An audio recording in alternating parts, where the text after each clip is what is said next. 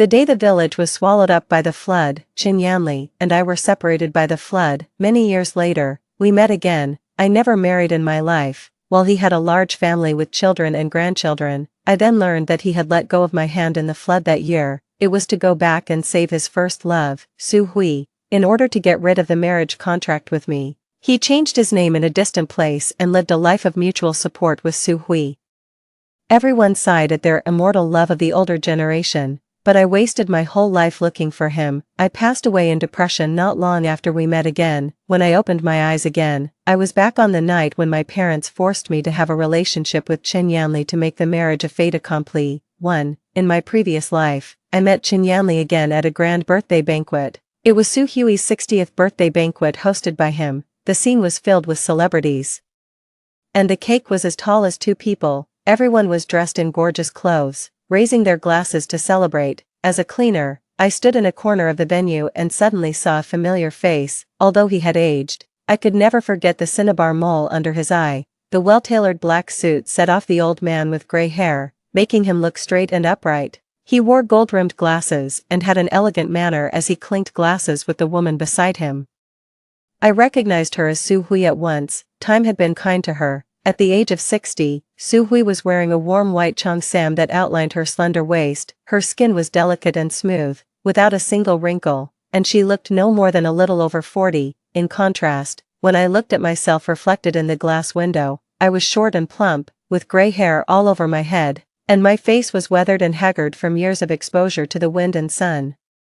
Looking at Professor Zhou and his wife, I finally understand what it means to help each other through difficult times and grow old together. They are like a talented scholar and a beautiful woman stepping out of classical poetry. I'm so envious. Look at the way Professor Zhou looks at his wife. His eyes are full of love. There were praises all around. But why was he called Professor Zhou? He was clearly Chin Yanli, whom I had been looking for 40 years.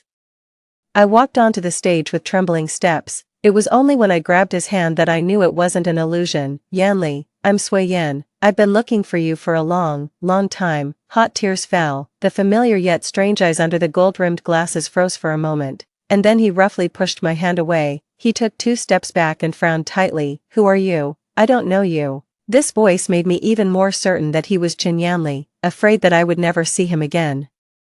I shouted desperately, I'm Lu Sui Yan. We were childhood sweethearts and had a betrothal marriage since we were young. In the flood disaster in 1999, the village was destroyed, and we were separated by the flood. I've been looking for you for 40 years. They all said you were dead. It's so good, Yanli, that you're still alive. In sharp contrast to my loss of control was the silence at the scene. Everyone was watching the show, with contemptuous smiles on their faces. The person I was staring at deeply just looked at me with disgust. I suddenly realized that Chin Yanli seemed reluctant to recognize me. Whispers began to spread around. Has this aunt watched too many TV dramas? Does she think she can have something to do with the renowned literary master, Professor Zhou Yan, just by making up a story? The love between Professor Zhou and his wife is so noble. How can this cleaning aunt even mention the words childhood sweethearts? Look at her appearance. How could she possibly know Professor Zhou? She's just daydreaming. At this time, Su Hui's voice came from the side. She was as elegant as a swan and said calmly in the face of the chaos, Madam, you've mistaken someone. My husband and I have never heard of anyone named Lu Sui Yan. You've made a mistake and disrupted my birthday. If you don't leave now, don't blame us for pursuing liability. Su Hui's voice was also familiar. I was certain that they were both pretending. They just didn't want to have anything to do with me. Uncle and Aunt Chen passed away 3 years ago. They were still thinking of you before they left. I suddenly looked up and stared at him fiercely. Chin Yanli, why didn't you go back to the village and take a look? Just because you didn't want to marry me, you even abandoned your own parents. Are you still human? Chin Yanli's expression finally showed a hint of loosening. He quickly adjusted his glasses, avoided my gaze, and said angrily.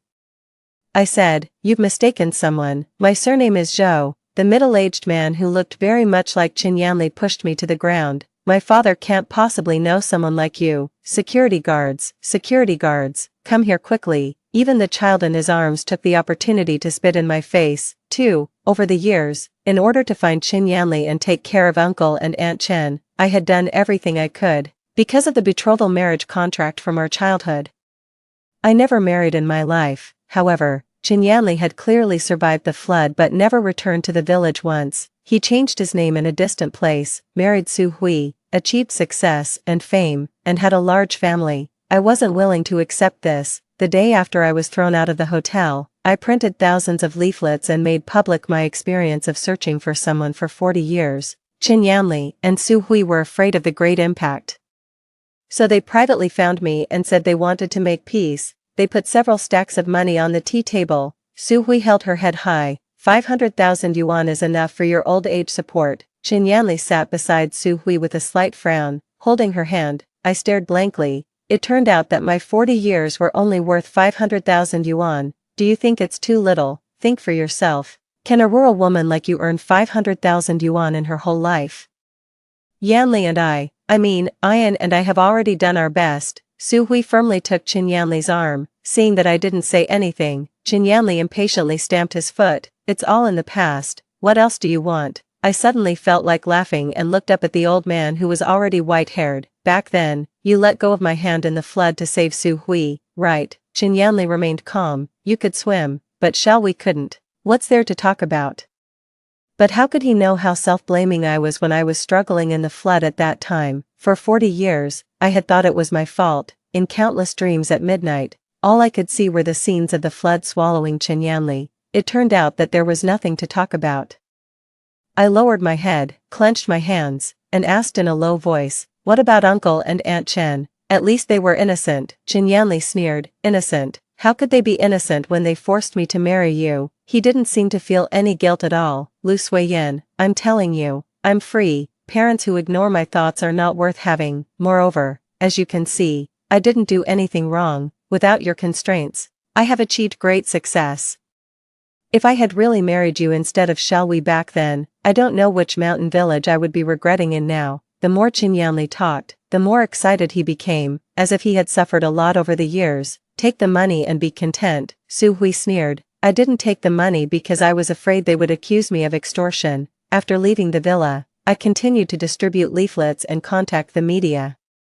I wanted to spend the rest of my life telling the world about the evil deeds of these two people, but before I could witness their downfall, I collapsed on the Cross River Bridge as if I had burned out and never got up again. Chin Yanli and Su Hui were still regarded as an ideal couple in the eyes of the world. I became the cleaning aunt who caused a scene at the celebrity's birthday banquet and was widely spread in short videos. When I opened my eyes again, in front of me was the familiar bungalow in my hometown. 3. You two have a betrothal marriage. Why can't you sleep together? In my opinion, you should quickly make the marriage a fait accompli and let the Chen family send the betrothal gifts. The hoarse voice startled me. My father took another sip of wine. Stop eating and go quickly. Seeing that I didn't move, my mother patted my hand. Your father is doing this for your own good. If you don't keep an eye on Yanli, be careful that someone else takes him away. I finally realized that I had been reborn. Are you deaf? Usually, when Yanli is mentioned, you can grin from ear to ear. Why are you being so coy now? My father shouted. I slammed the bowl on the dining table. Mom and Dad, I won't marry this man. My mother's eyes widened, and my younger brother's chopsticks fell to the ground. The next second, my father slapped me, but I dodged backward. What are you talking nonsense about? What's wrong with you today, child? My mother's voice was full of anxiety. My younger brother gnawed on the steamed bun and sneered. Sister, you finally realize that brother Yanli can't possibly like you. I thought you would never understand. Yes, why didn't I understand back then? Why did I have to pour out my heart and soul for someone who wasn't worthy? In my previous life, under the coercion of my family, I braved the severe cold and went to the Chen family's house. The parents of the Chen family treated me well. They took my hand and invited me to have a meal. Only Chin Yanli pulled me outside with a cold face. Running to a man's house at night, who doesn't know what's on your mind? Are you really that impatient? I lowered my head and stammered. It's my father, who drove me out, he said. He said that if I didn't spend the night at the Chen family's house, he wouldn't let me back home. Of course, Chin Yanli didn't believe me. He snorted coldly and ordered, I've already said I'll marry you. What's the hurry? Go back. With a bang, he turned around and bolted the door. I didn't notice his undisguised disgust at all. I was excited by his vow that he would marry me. In the heavy snow, I was afraid of being beaten if I went home, so I sat in front of the Chen family's door for a long time. I didn't dare to drag my frozen legs back until the second half of the night. my father still noticed the sound of me opening the door. He slapped me several times and scolded me for being useless. Even though I was beaten, I was still happy in my heart, because Chin Yanli said he would marry me. What was there to worry about? But this time, I didn't want to suffer from the cold and be beaten, and I didn't want to belittle myself anymore. Anyway, I will never marry him. After saying that, I took 2 steamed buns and went into my room. The narrow room was full of traces of Chin Yanli. There were his discarded calligraphy works pasted on the wall, the broken pen he had thrown away on the table, the unused pencil case. Everything related to him was carefully collected by me and regarded as a treasure. But thinking of the ending in my previous life, everything in front of me became hateful. I threw all the things related to him into the trash can at once, having a second chance at life. I don't want to have anything to do with him anymore. Early the next morning, my mother, as usual, stuffed 2 hard-boiled eggs into my hands. This one is for Yanli. Looking at the eggs in front of me, I suddenly remembered my previous life. At that time, regardless of spring, summer, autumn, or winter, I would always put the warm eggs in my arms and run to school, and then put them in Chin Yanli's desk drawer. One day, he came to my desk and said awkwardly, "Sui Yen, 1 egg isn't enough to fill me up." I thought so too. He was in the stage of growing taller and needed more food.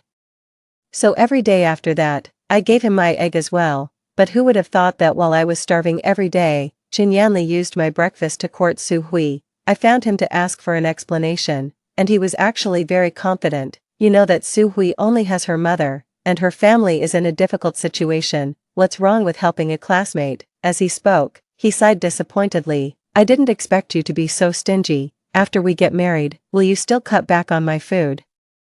After being said like this by him, I felt self-blamed, and because he mentioned getting married, my face turned red. I was deceived by his few words and continued to contribute my breakfast, thinking of myself at that time. I was really stupid. Mom, 1 is enough. What's wrong? Aren't you going to eat today? As soon as my mother finished speaking, I peeled the egg and stuffed it into my mouth. Then I went out to school under her stunned gaze.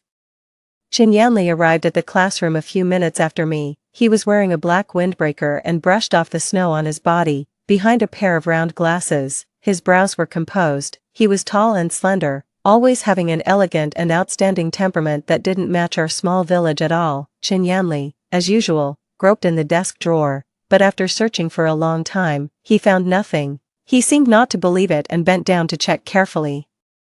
After confirming that it was empty, he suddenly turned around and looked at me. My attention was on memorizing words. At this time, Su Hui walked in with her head down. She was wearing a clean floral cotton padded jacket and had 2 braids. In the cold winter, unlike us who were all frostbitten with red cheeks, her skin was translucent, like a peach. Her slender hands showed that she had never done any housework. I remembered that Chin Yanli always said she was pitiful. Now it seemed that I couldn't see where her pitifulness was. Although she only had her mother loved and protected her very much and would never let her do any heavy work, and I had been herding cows, gathering pigweed, and carrying well water since I was a child, and I would be slapped by my father for no reason. My hands were as rough as sandpaper. If we were talking about being pitiful, it seemed that I was the more pitiful one, right? However, Chin Yanli had never cared about me even once. It wasn't that he couldn't see it, but that he just didn't care. Su Hui clutched the strap of her school bag and walked unsteadily to Chin Yanli. Usually, at this time, he would hand her my egg, but today, there was nothing. Chin Yanli looked at Su Hui apologetically. Only then did he notice that her lips were pale and she was staggering. He realized that Su Hui had her period. 5. Sit down first and drink some of my hot water. Wait for me, I heard Chin Yanli say. Then he came to my desk, looking very nervous. Sui Yen, where's my egg? There isn't any. There won't be any in the future either, I said, looking at the book. Chin Yanli was very impatient. Sui Yen, don't be naughty. I just want my share today. As he spoke, he actually grabbed my school bag and started searching it. I was so angry that I almost exploded. I snatched the school bag back and held it in my arms. I said there isn't any. Can't you understand? My voice was so loud that all the classmates in the class looked over. Chin Yanli awkwardly pushed his glasses. It's just an egg. Is it really necessary for you to be like this? If there isn't any, then there isn't any. An egg, I laughed. You and Su Hui, for 156 days, 2 eggs a day, you ate a total of 312 eggs of mine. I couldn't hold it in anymore and shouted, "Pay me back, pay me back." Chin Yanli's eyes widened. He had never expected me to treat him like this. Sui Yin, are you crazy? I grabbed his collar tightly and looked at Su Hui. You two shameless people, pay me back quickly. Suddenly, Su Hui's eyes were filled with tears. She hugged her head and lay on the table crying. The classmates began to whisper, I'd feel ashamed if I took someone else's egg for free, but she's eaten over 100 eggs and still has the nerve to cry. Sui Yin's family is already in a difficult situation. Yet they still dared to take those eggs. He has a betrothal marriage but keeps thinking about someone else all day. I've long said there's something wrong with them. Lu Suiyan really has patience. If it were me, I would have exploded long ago. The whispers grew louder and louder. Su Hui suddenly stood up, her eyes filled with tears as she retorted, I never asked Lu Suiyan for her eggs. She pointed at me angrily. Ask her yourselves. Did I ever force her even once? She knew about my family's situation and offered them voluntarily. Now she's going back on her word. How do you expect me and Yanli to face others? I underestimated how brazen Su Hui could be. Since she dared to distort the truth like this, I simply shouted, so what if I'm going back on my word? Pay me back. Give me the money. I pushed my chair back, and Su Hui stepped back in fright. Some onlookers whistled, boo. The main wife and the mistress are fighting. Who's his wife? I will never marry him. I looked at that person. Chin Yanli firmly grabbed my wrist, afraid that I would rush up and attack Su Hui. Lu Suiyan, aren't you embarrassed enough? Making such a big fuss over a few eggs. You want compensation. I'll pay. He threw my arm away. It has nothing to do with Su Hui. I forced the eggs on her. She doesn't owe you anything. My brows furrowed in pain, but I stubbornly refused to show weakness. Looking straight into his eyes, a sense of sadness welled up in my heart. Once, he would stand up for me when I was wronged and take care of me anxiously when I was sick, but after Su Hui appeared, everything changed. I finally realized that he was no longer the person in my memory. Chin Yanli, I hate you. I will never marry you. 2 lines of tears fell silently. Seeing me cry, Su Hui started crying even louder. Chin Yanli's expression, which had just softened, turned stern again. He withdrew his hand that was reaching out to me and curled his lips disdainfully. Fine, that's exactly what I want. Then he quickly walked over to Su Hui, squatted beside her desk, and comforted her in a soft voice. 6. The next morning, Chin Yanli slapped a few banknotes on my desk. Without looking up, I took the money and no longer pestered him all the time like I used to. Now, Chin Yanli was almost inseparable from Su Hui every day. Whether it was on the way to and from school or during breaks, however, I could occasionally catch him looking at me out of the corner of my eye. It seemed that Chin Yanli had been waiting for me to change my mind. This was an era when knowledge could change one's destiny. No matter how noisy the surroundings were, I devoted all my energy to studying. In my previous life, I never had the chance to change my life. When I was in my senior year of high school, although my grades were quite good, my father said, if a girl studies too much, she'll become too opinionated and start competing with men for power. Once you marry Yanli, won't you be arguing with him every day? In my opinion, you should quit school as soon as possible and save some money for Xiaobao. Unwilling to accept this, I went to ask Chin Yanli for his opinion. At that time, he was practicing calligraphy and didn't care about this decision that could change the course of my life. He lifted his indifferent eyes and said, isn't your biggest dream to be a good wife and loving mother and spend your life with me? What's the use of studying? I didn't notice the mockery in his words. Blushing, I lowered my head and stammered in protest. I never said such a thing. My unwillingness was overshadowed by joy, so I dropped out of school in my senior year. Even my head teacher talked to me. She said I was sure to get into a good university and told me not to give up on myself. I smiled calmly and said, Teacher, for a rural girl like me, getting through high school is already quite an achievement. After that, I stayed at home to help my parents with farm work, waiting peacefully for the day when Chin Yanli would marry me. But in the end, a flood made me a widow for him for 40 years. In those 40 years, I wasted my youth and exhausted my beauty for him. Meanwhile, he had a large family with Su Hui, enjoying the happiness of family life. Reborn. I made up my mind to go to university and have nothing more to do with Chin Yanli. I did well in all subjects except mathematics, which I often failed, so as soon as class was over, I would go to ask my head teacher for help and take copious notes. I never imagined that the notes I cherished so much would be destroyed by Su Hui. 7. One day, after having lunch at home, I rushed to school without taking a break.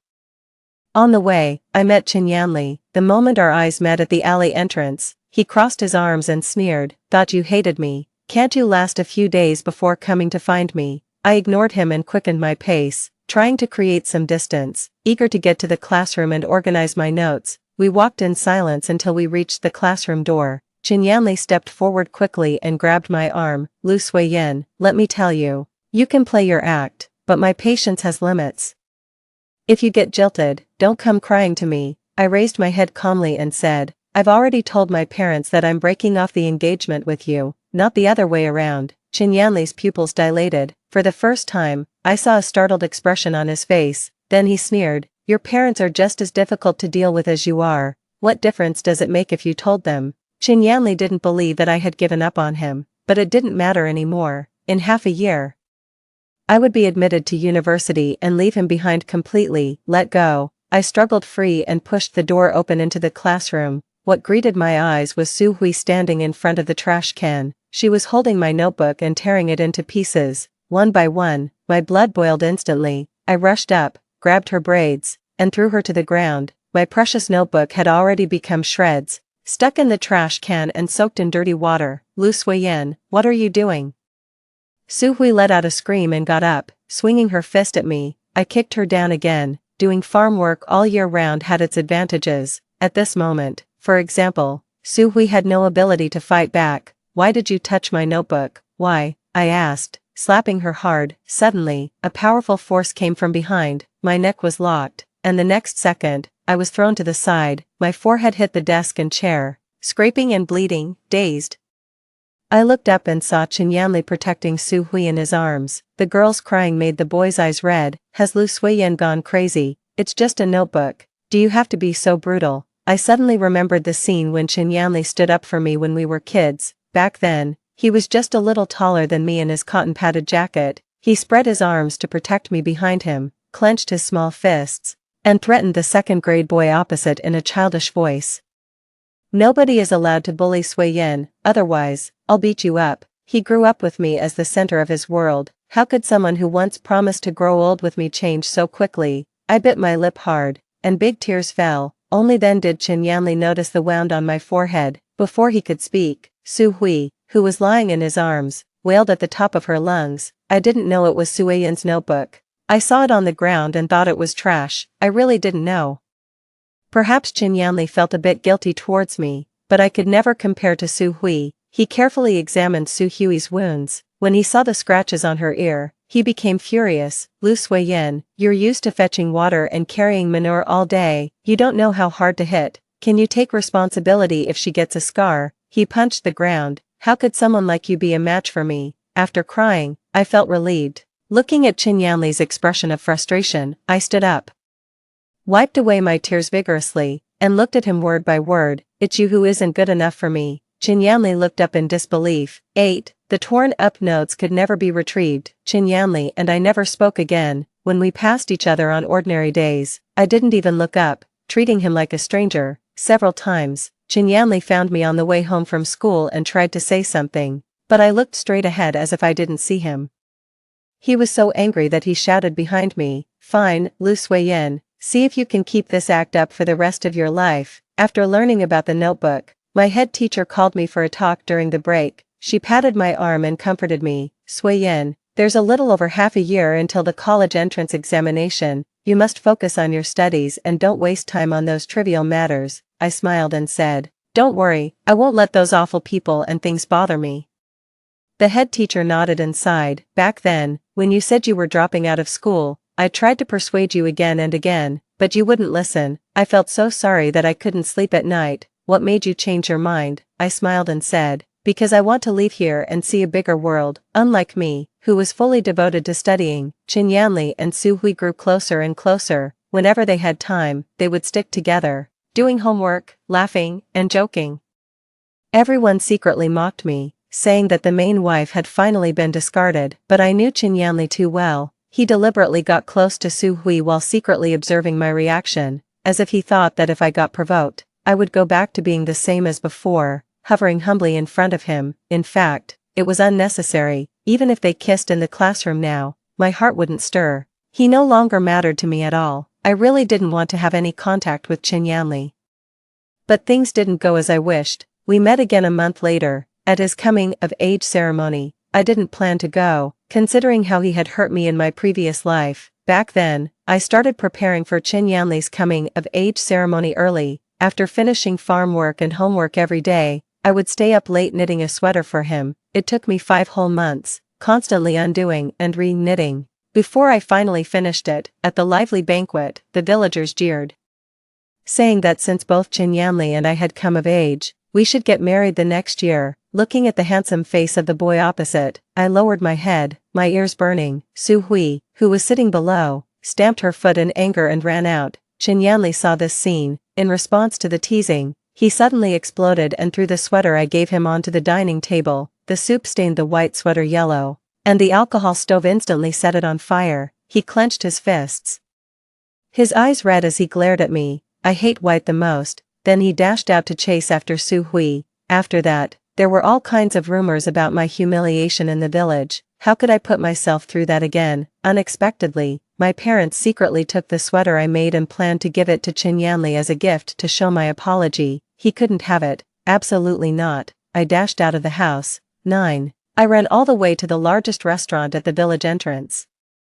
Just like in my previous life, a dozen tables were set up in a row, and the men, women, and children of the village had already started the feast. The Chin family sat at the honored seats. In the center was Chin Yanli. He looked around anxiously, but the moment he saw me, he relaxed. He poured himself a glass of wine and took a sip, and the closer I got, the wider his smile became. My father took out the white sweater from his bag and presented it to Chin Yanli, showing it off. Look at this, everyone. The girl spent more than 5 months knitting this. Her hands are full of calluses. Chen's mother smiled widely. Only Sui Yan knows how to show consideration. I can't wait for her to become part of our family. My mother joined in the laughter. Chin Yanli, and Uncle and Aunt Chen, don't take what Sui Yan said these days to heart. It's normal for young couples to have some conflicts. My father quickly agreed. That's right. I've read all of my daughter's diaries since she was a child. Every one of her wishes was to marry Yanli. Watching me approach quickly, Chin Yanli held the sweater and a disdainful smile appeared on his face. I've never taken Sui Yan's words seriously. Oh, Sui Yan, you're here. Your parents said you had a fever. I thought you weren't coming, Uncle Chin said to me. I stared at Chin Yanli and stretched out my hand. Give me the sweater back. Chin Yanli frowned, as if he thought he had misheard. Without saying more, I reached out to grab it. My mother pulled my hand away, and Chin Yanli stepped back in shock, still holding the sweater. Sui Yan, what are you doing in front of everyone? My father pushed me aside. Once a gift is given, there's no reason to take it back.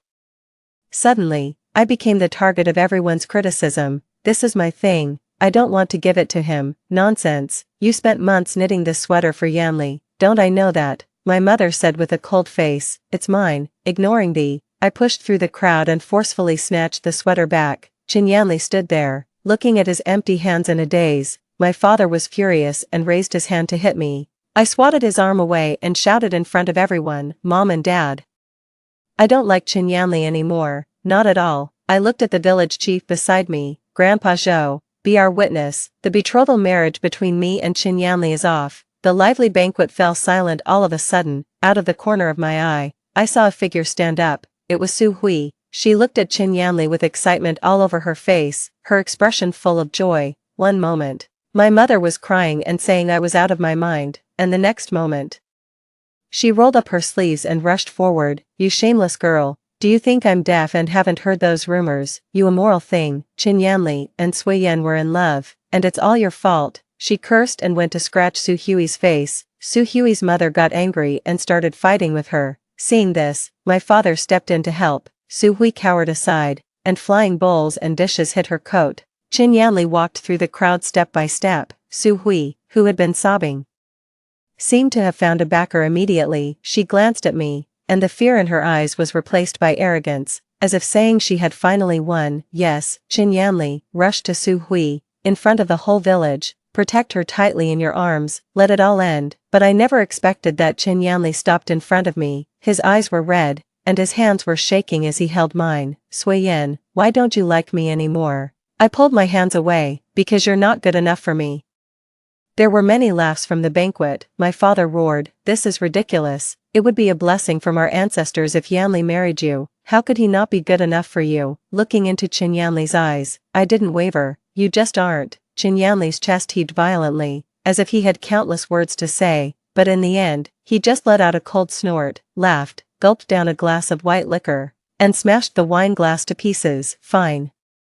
If you want to break off the engagement, then do it, Lu Suiyan. I don't have to have you." He turned and left the banquet. Su Hui immediately came back to life. She stood there calling out to Qin Yanli several times, but he didn't look back. Watching his disappearing back, I felt an unprecedented sense of relief. This time, Qin Yanli and I really had nothing to do with each other anymore. I was free. 10. Unlike in the previous life, after the banquet, it was the Su family's mother and daughter who lost all face. The villagers scolded Su Hui's mother for being unruly after becoming a widow, and said that her daughter had followed suit, destroying the marriage between me and Qin Yanli. Uncle and Aunt Qin understood my feelings and tried to persuade me all night, saying that Qin Yanli had always put me first. Maybe he had been a bit distracted, but it was all Su Hui's fault. Everyone was trying to persuade me.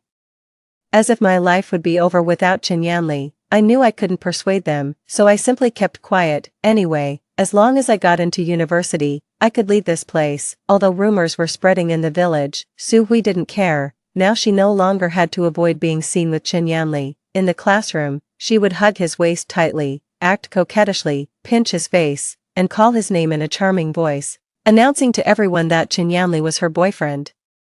Qin Yanli didn't say anything, tacitly accepting it, as I had expected. This should have been a huge sensation. I thought Qin Yanli would have red ears, spin Su Hui around in his arms, take her home, and always stand in front of her when being scolded by Uncle and Aunt Chen. But Qin Yanli's reaction was very cold. What was even more surprising was that after they got together, instead of becoming more affectionate, they had more and more conflicts. In the previous life, Qin Yanli went to find Su Hui after he became successful. Money could smooth over all conflicts. In this life, they got together when they were poor, and as the saying goes, poverty makes a couple miserable in everything. Su Hui thought Uncle and Aunt Chen lacked courage, unlike the parents of her best friend, who went into business and opened several companies. She also thought Qin Yanli was unromantic. Her best friend's boyfriend was handsome and took great care of her, while Qin Yanli ignored her after getting together with her, as cold as a block of wood. As the spring festival approached, they had a big fight in class.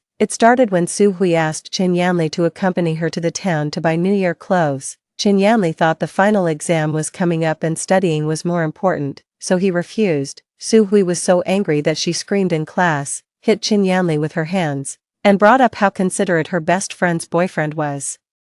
This made Qin Yanli push her against the wall in anger. If you like him so much, then go to him. Day by day, they were like characters in a TV drama, and the classmates in the class watched with great interest, gathering around and cheering and laughing. Su Hui cried on the table again. Annoyed, Qin Yanli packed his school bag and left the classroom. It was the first time he skipped class. We passed each other in the corridor. He stopped, called my name in a plaintive voice. I didn't look back. When the final exam results came out, Qin Yanli, who had always ranked first in the school, performed extremely poorly and dropped to outside the top 30. I, on the other hand, ranked 10th in the school, holding the report card. I ran home, eager to prove the fruits of my efforts to my family, but my father didn't look happy at all. Instead, he threatened me. Go apologize to Yanli and ask the Chen family to send the betrothal gifts now. Otherwise, don't expect me to pay your tuition next semester. I slapped my chopsticks on the table. I've said it countless times. I won't marry Qin Yanli. My father seemed to go crazy. He picked up a shovel from behind the door and pressed it against my neck.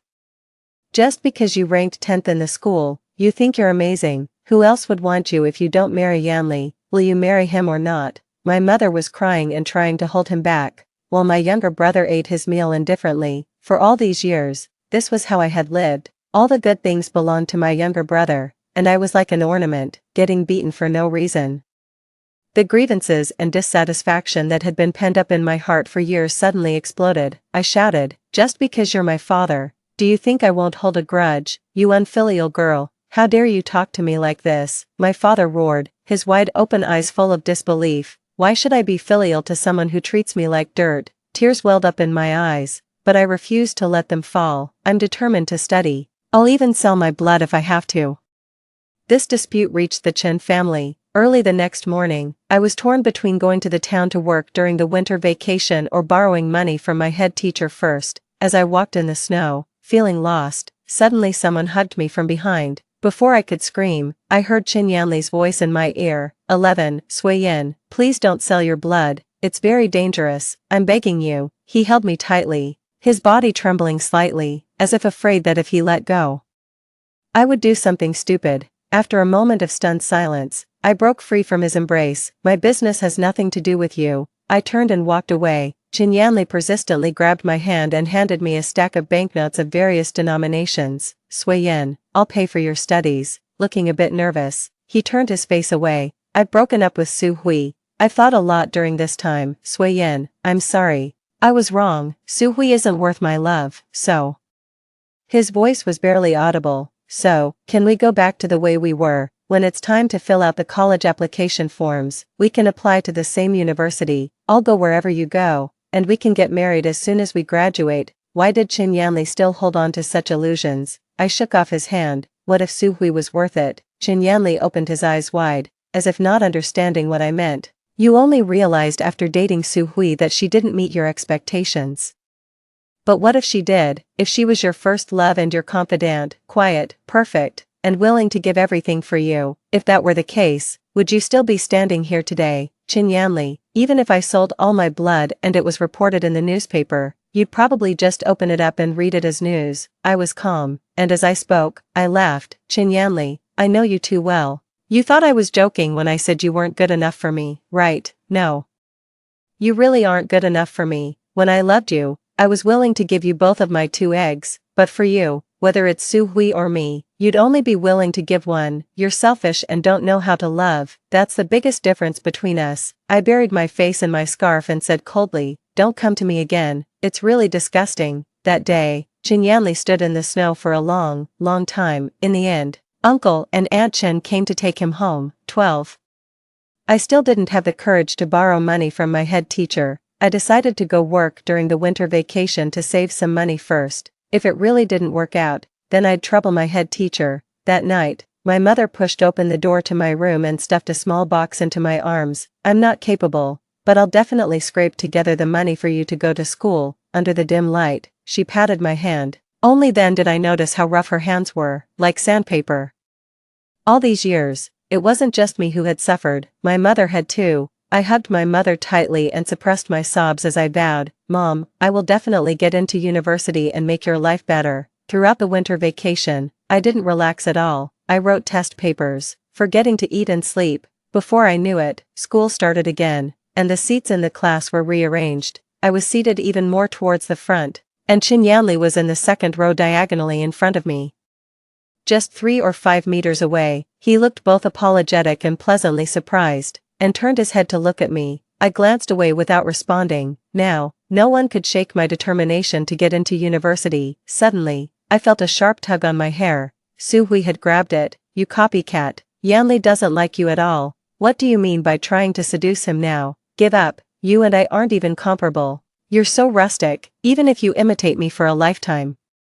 You'll never be as good as me. When I turned my head, I saw that Su Hui was also wearing an orange-red padded jacket. She thought I was copying her. I didn't want to waste time explaining. I grabbed her arm, kicked her to the ground. Su Hui couldn't fight me. She just wanted to play the victim, squirming on the ground. Yanli, help me. I'm so scared. I'm going to be beaten to death. Wah. With a drama at the start of the school term, the classmates were all as excited as monkeys, gathering around and shouting, but Qin Yanli rushed to me, gently smoothing my disheveled hair with a worried look. Sui Yin, are you hurt anywhere? Don't touch me. I stepped back, hearing the commotion. Su Hui immediately got up and hugged Qin Yanli tightly from behind. You clearly told me that a rustic girl like Lu Sui Yin wasn't good enough for you. What's wrong with you now? I'm prettier and more sensible than her. We're a perfect match. Yanli, please don't break up with me.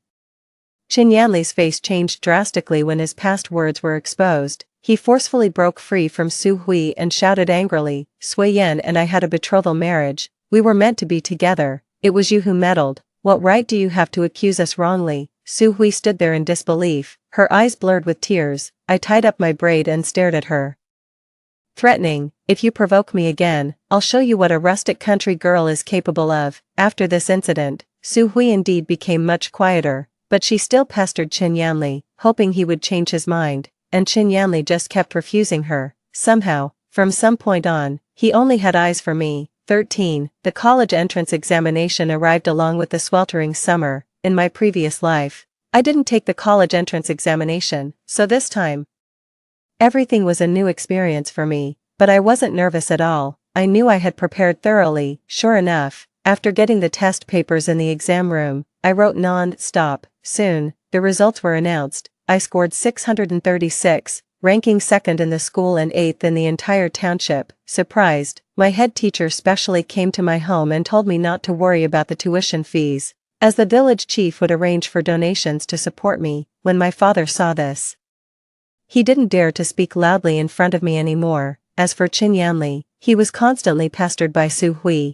and his performance in the exam suffered. He only scored a little over 500 points. Su Hui had never focused on studying and didn't even score 300 points. Uncle and Aunt Qin came to my home to chat, complaining that Su Hui had held Qin Yanli back. As they talked, they looked at me. Aunt Qin wiped her tears and said, "I've always said Sui Yan is the best."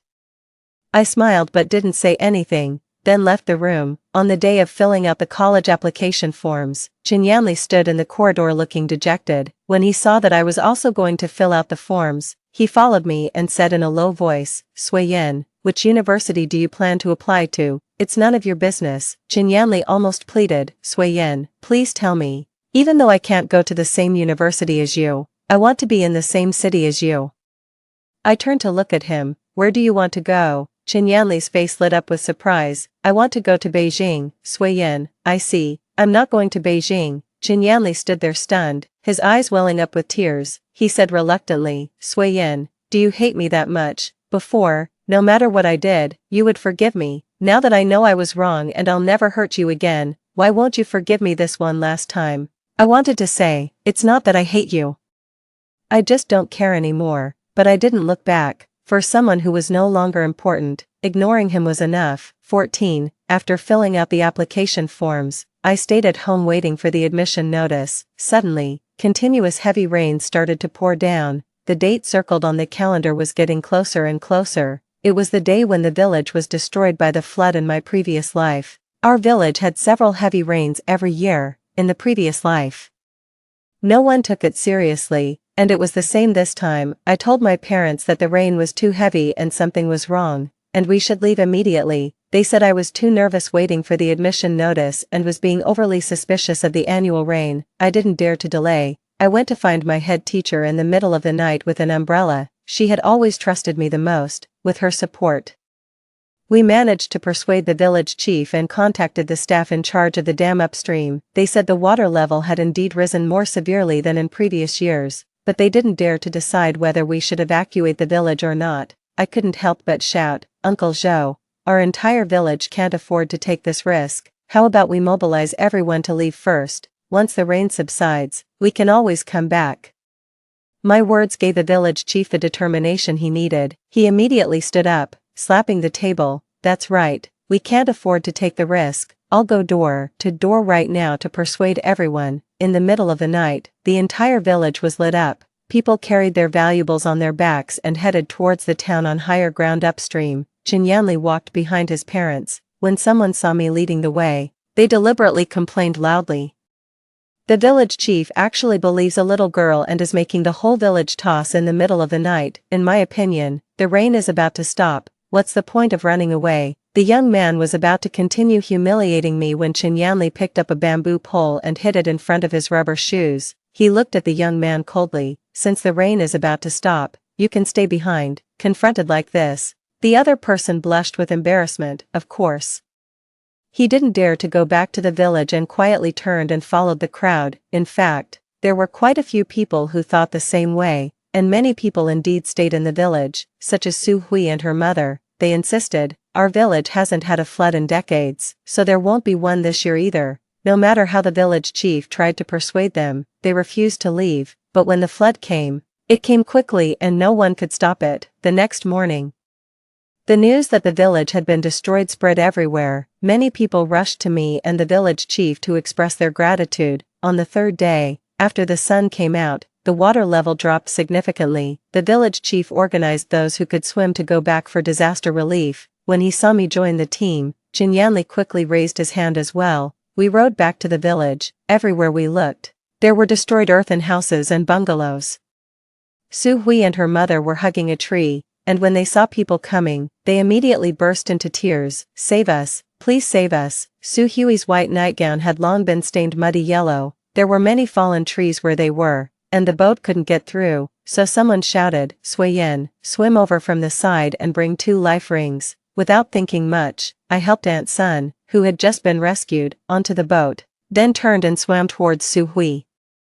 I never expected that at such a critical moment, she would try to harm me. She slapped away the life ring I handed her, pretended to be weak and fell into the water. The next second, while pushing me underwater, she screamed, "Ah, I can't swim, I'm so scared." Chinyanli was not far away. Su Hui believed that if she was about to die, Chinyanli would definitely save her. I was a good swimmer, but Su Hui clung to me like a monkey. I choked on several mouthfuls of muddy water, and my consciousness gradually faded. Chinyanli, who witnessed everything, quickly put down the oars. He had never swum so fast nor been so panicked. Su Hui was overjoyed and kept shouting, "Yanli, save me." Suddenly, a huge flood wave surged, and both Su Hui and I were swept away. When the turbid floodwaters, carrying broken logs, crashed down on my head, Chinyanli stretched out his arm to block it. There was a sickening cracking sound of bones breaking. He pressed me tightly against his chest. "Hold on to me." He didn't even glance at Su Hui, who was screaming in the distance and grabbing onto a floating log. "Keep your head down." Chinyanli suddenly pressed me into his arms as a piece of steel rebar scraped across his back. Blood mist exploded in the turbulent waves. I heard his muffled groan, but his arm around me didn't move an inch.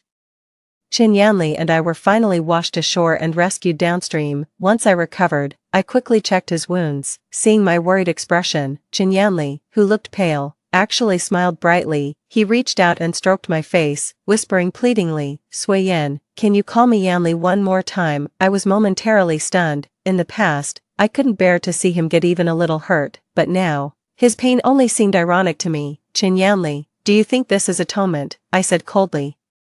"I won't be moved by you, and I definitely won't get back together with you. How many times do I have to say it? It's long over between us." The light in his eyes shattered instantly. 15. After the flood receded, the village began to be rebuilt. This time, there were no casualties, and I finally felt at ease. The news that Su Hui had tried to harm me spread, and everyone regarded me as a savior, ostracizing the Su family everywhere. When Uncle and Aunt Chen learned that Chinyanli had saved me, they came to propose marriage again, hoping to use the favor of saving my life to make us reconcile. Naturally, I wasn't willing. Before I could say anything, it was Chinyanli who stopped them. His arm was in a cast. "Mom and Dad, stop forcing Sui Yen. I'm not worthy of her now." He stole a cautious glance at me, then raised his head firmly, looking into my eyes and vowing, "But Sui Yen, please wait for me. I will work hard to catch up with you. One day, we can start over." That day, Chinyanli left behind a piece of calligraphy, a poem that I had loved very much when I was deeply in love with him. Back then, no matter how much I begged, I couldn't get his writing. Now that I no longer loved him, he actually gave it to me on his own initiative. On the thin rice paper, the ink spread out.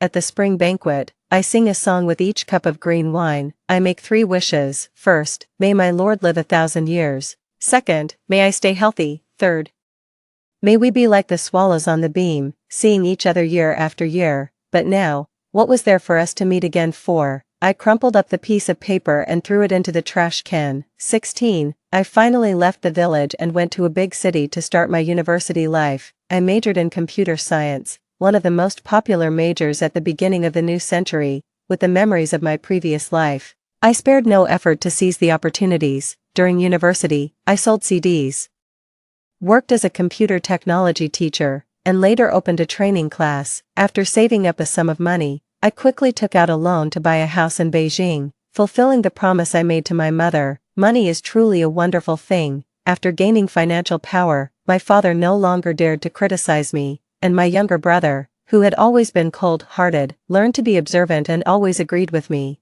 Since I started university, Chin Yanli would come to see me whenever he had time. Sometimes he would just watch from a distance, and sometimes he would come up and talk to me about his recent situation as if performing a monologue. I was annoyed and told him to get lost. One day, there was a boy by my side. He was completely different from Chin Yanli. He wasn't arrogant at all, never put on airs, and seemed willing to give me everything he had. When he saw the boy, Chin Yanli, who had always remained calm, finally lost his mind. He grabbed my shoulders and shook me violently. Sui Yin, why didn't you wait for me? I've been working hard to be worthy of you. Why do you pretend not to see it? I held back my anger. What does your business have to do with me? Get lost. Stop interfering in my life. Chin Yanli shook his head in disbelief. The next second, Qin Yi subdued him and pinned him to the ground. You're the one pretending. Sui Yan hates you so much, but you keep pretending not to see it.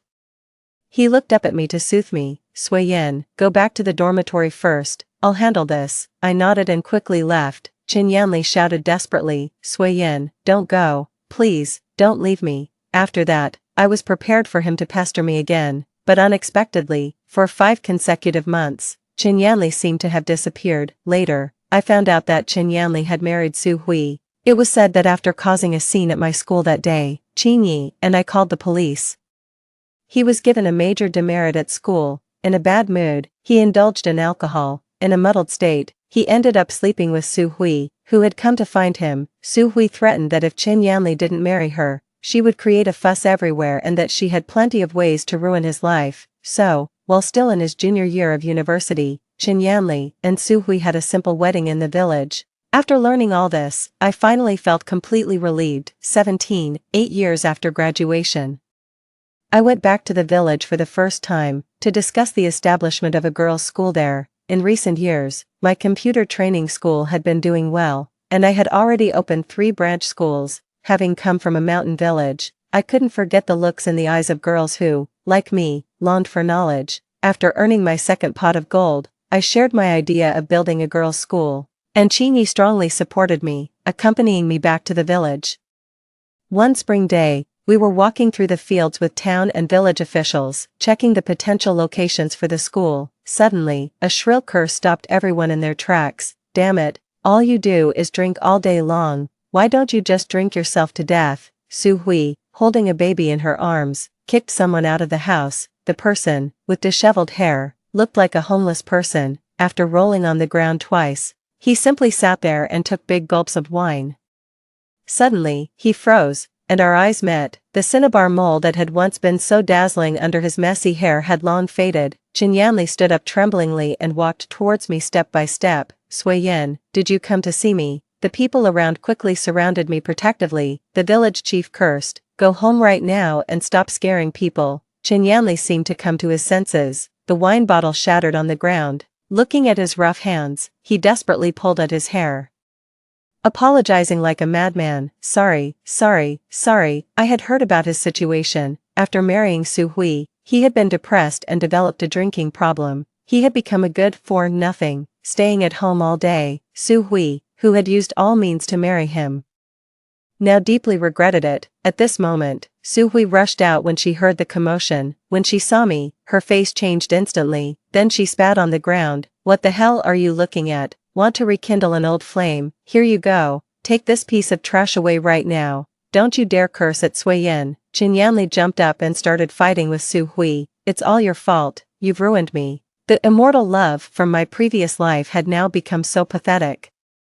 Halfway through the construction of the girls' school, Su Hui left the village with her child. Shortly after, Chin Yanli disappeared as well. Maybe he changed his name and started over in a distant place again, but I no longer cared. 18. On the day the girls' school was completed, I went back to the village again. The 6-story teaching building stood at the entrance of the village, with white walls and red tiles. Looking like a crane spreading its wings, a little girl with pigtails ran over, tugging at the hem of my clothes. Principal, can I be as amazing as you in the future? I squatted down and wiped the mud off her face. Of course you can. As long as you study hard, you'll be even more amazing than me in the future. These chattering little girls, some of them used to herd cows in the fields, some used to tend the stove, and some were even on the verge of being married off for bride price by their families. But now, they sat in bright classrooms, holding textbooks in their hands, their eyes shining with hope. As the sun set, the teaching building was bathed in the gentle glow of the setting sun. An airplane soared through the blue sky, leaving a white trail of vapor. Looking at the smiling faces in front of me, I couldn't help but smile too. Fly, Girls, Story 2. In the year he turned 80, Shinjili passed away, having shared a life closely intertwined with mine for over 50 years. He told me he was infertile. But I only sought a soulful companionship. It turned out, however, he had preserved his chastity for another woman his entire life. 01. In the final chapter of my life, I wrote what would be my last collection of essays, titled The Two of Us. It recounted the story of how we met, came to know each other, fell in love, and my reflections at the end of our journey together. Then Shinjili's diary went viral online. I sat in my wheelchair, bombarded by the relentless flashes of camera lights. Reporters swarmed me, eager to hear my thoughts on Shinjili's posthumous writings. The diary revealed his decades-long secret love for Mengwan, and his mythic devotion to her. Thus, my book, The Two of Us, turned into a colossal joke. A review on a certain website read, "The fantasies of a pitiful woman, unloved all her life." Xin Yao, pushing my wheelchair, finally navigated us out of the crowd. When everyone had dispersed, she looked at me in silence, her eyes filled with pity and guilt. Xin Yao was Mengwan's child. When Mengwan's husband died and her career was on the rise, Shinjili and I ended up adopting her. I raised her as my own. As a child, she was often sick, crying incessantly, and I would hold her all night long, pouring all my love into her. After a long silence, she spoke with an apologetic tone. "Meng Auntie wants to settle back in the country and wishes to be buried with Dad after her death," she added. "Dad had a tough life, let's offer him some solace in death." I didn't respond, just stared at her intently, as if seeing the young woman before me for the first time. Xin Yao avoided my gaze, and before leaving, she just said, "Mom, think it over." After Xin Yao left, Xiao Wang, who looked after me, indignantly remarked, "Don't listen to her. You and your husband were together for over 50 years, and now in death, you are to be separated. Where's the justice in that?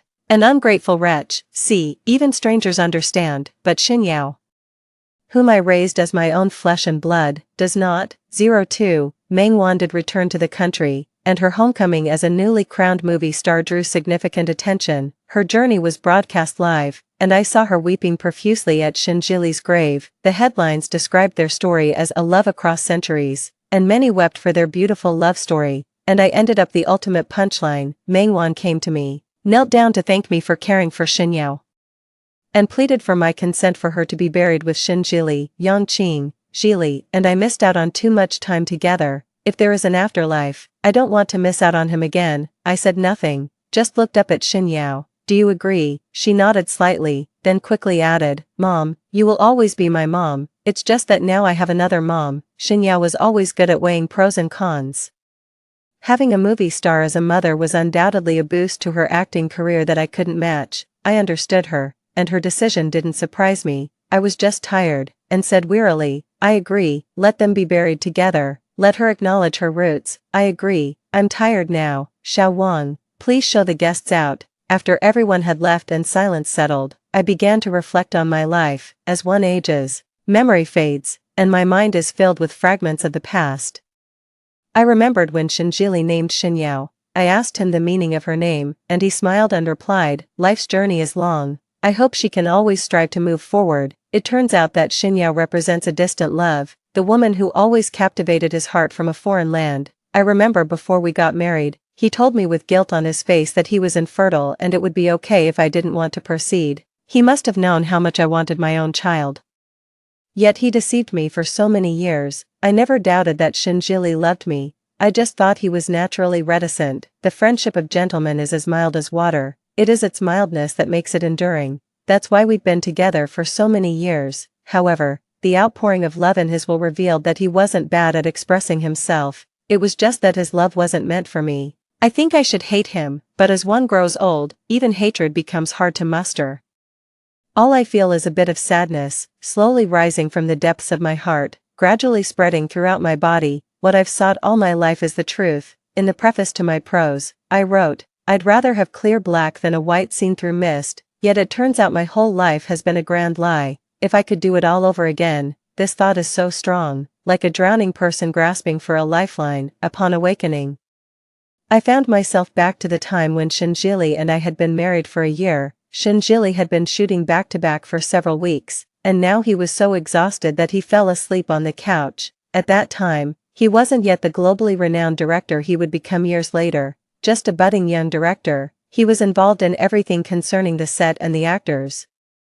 I knew he was struggling, so even though he forgot our anniversary, I never blamed him. Only when it was almost dark did Shinjili wake up, looking very tired. The first thing he said was, "Yongqing, you shouldn't go to the audition for The Distance. Mengwan just lost her husband and is raising a child alone. This film is very important for her." The Distance is a film directed by Shinjili. After its release, it won numerous national awards and made Mengwan the youngest Best Actress at the Golden Horse Awards. From then on, she received constant invitations from top directors, and her acting career soared. This was the first step Shinjili laid on Mengwan's glittering path to stardom. But he knew very well how much I had invested in this film. Mengwan was the sister his family had adopted. He often said that family should consider each other's needs, so I kept giving in, but this time, I didn't want to step back anymore. I stopped what I was doing and said lightly, "This film is also very important to me." He frowned, surprised and somewhat displeased. "Yongqing, you have me. There will be plenty of other opportunities, but it's different for Mengwan." I rolled up my sleeves to reveal the bruises on my arms. I'd been practicing dance at the martial arts studio come rain or shine for 6 months for this role.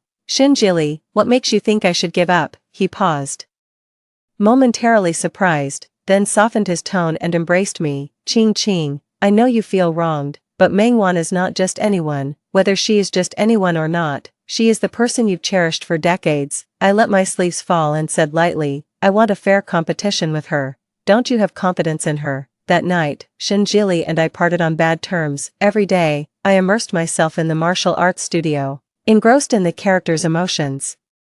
The Distance was a pioneering work in its time, narrating the history of women's growth, later becoming one of the pioneering films in cinematic history. The only flaw was the lackluster martial arts scenes. I loved this film, and if possible, I hoped to make it even more perfect. However, I never expected Shinjili to stoop so low for Mengwan. The night before the audition, he put sleeping pills in the water and turned off the alarm. Just like that, I missed the audition for Distant.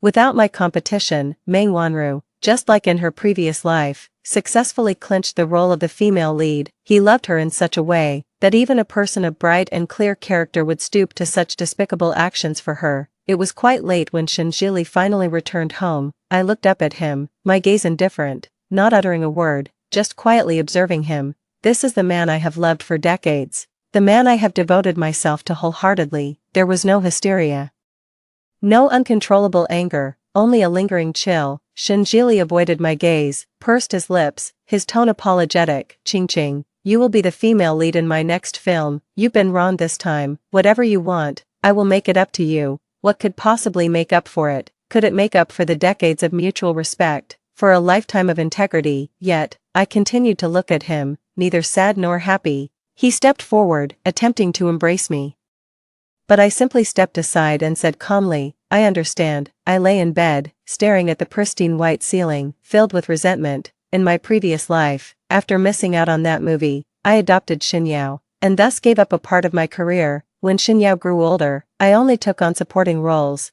and the highest award I ever received was for Best Supporting Actress. My gaze gradually hardened. I would not give up. The next day, I went to find Wei Qingshan. He was Shinjili's producer, known as the Golden Duo. With him in my previous life, without either of them, the movie couldn't succeed. More importantly, he was the young master of the Wei family, the major investor in the film. The man in front of me leisurely sipped his coffee. "Mrs. Shen, you should not be looking for me." There was a playful look in his eyes, but his tone was unmistakable. A person who does not respect time does not deserve another chance. I lowered my head, and when I looked up again, my expression had changed, my voice grave. "I possess a pearl long locked in dust, now cleansed of grime it shines, illuminating the green mountains." This was a line from the movie, a poem read by the female lead Chu Jinyan after a lifetime of hardships. Now I am her, and she is me, armed with decades of experience. I understand this sentiment of having weathered many storms. I gently skimmed the froth off the tea, and said leisurely, "Producer Wei, a true pearl is worth waiting for." Wei Qingshan's expression slowly turned serious. then he smiled. Mrs. Shen is much more interesting than the wooden Mr. Shen. He gave me another chance, and after seeing my martial arts demonstration, he sighed, what a waste to have created Liang when you was born, Yang Qing. This role is meant for you. A month before the movie was set to start filming, Meng Wanru visited with her child. Her purpose this time was to ask me to temporarily take care of her child, also. Because of the care I had provided over the last 6 months, I had grown very fond of Xin Yao, and the subsequent adoption followed naturally. Xin Jili was cooking in the kitchen, a rare occurrence, only happening when Meng Yao visited. Because Meng Yao appreciated Xin Jili's cooking, he was willing to prepare meals for her. Such a grand love. I tried hard to control my face, ensuring it didn't betray a mocking smile, and just watched expressionlessly. Meng Yao had a classically beautiful face, and dressed in black during her mourning period, with a white silk flower pinned to her hair and a pale complexion. Her slightly drooping eyebrows evoked a sense of pity in me. She looked at me timidly, the child in her arms crying incessantly. Meng Wan had never taken care of a child before. She was all flustered and didn't know what to do. I knew it was because she was holding the child in the wrong position, pressing on the baby's stomach, which was why he was crying. Yet I just watched coldly from the couch without moving. It was Xin Jili who finally took a moment to come out of the kitchen and tenderly took the baby into his arms. In our past life, Xin Jili had doted on her like a precious gem. Everyone said they had never seen such a devoted father to his daughter. Sometimes I thought, he loves other people's children so much, what if we had our own? But now, thinking about it just feels ironic. His affection for her was simply because she bore a slight resemblance to the person he loved. During the meal, Meng Yao kept glancing at me, her face showing difficulty. She was too embarrassed to speak, and Xin Jili, feeling sorry for her, took the initiative. Qing, Meng Yao has to go film, and she can't find anyone suitable.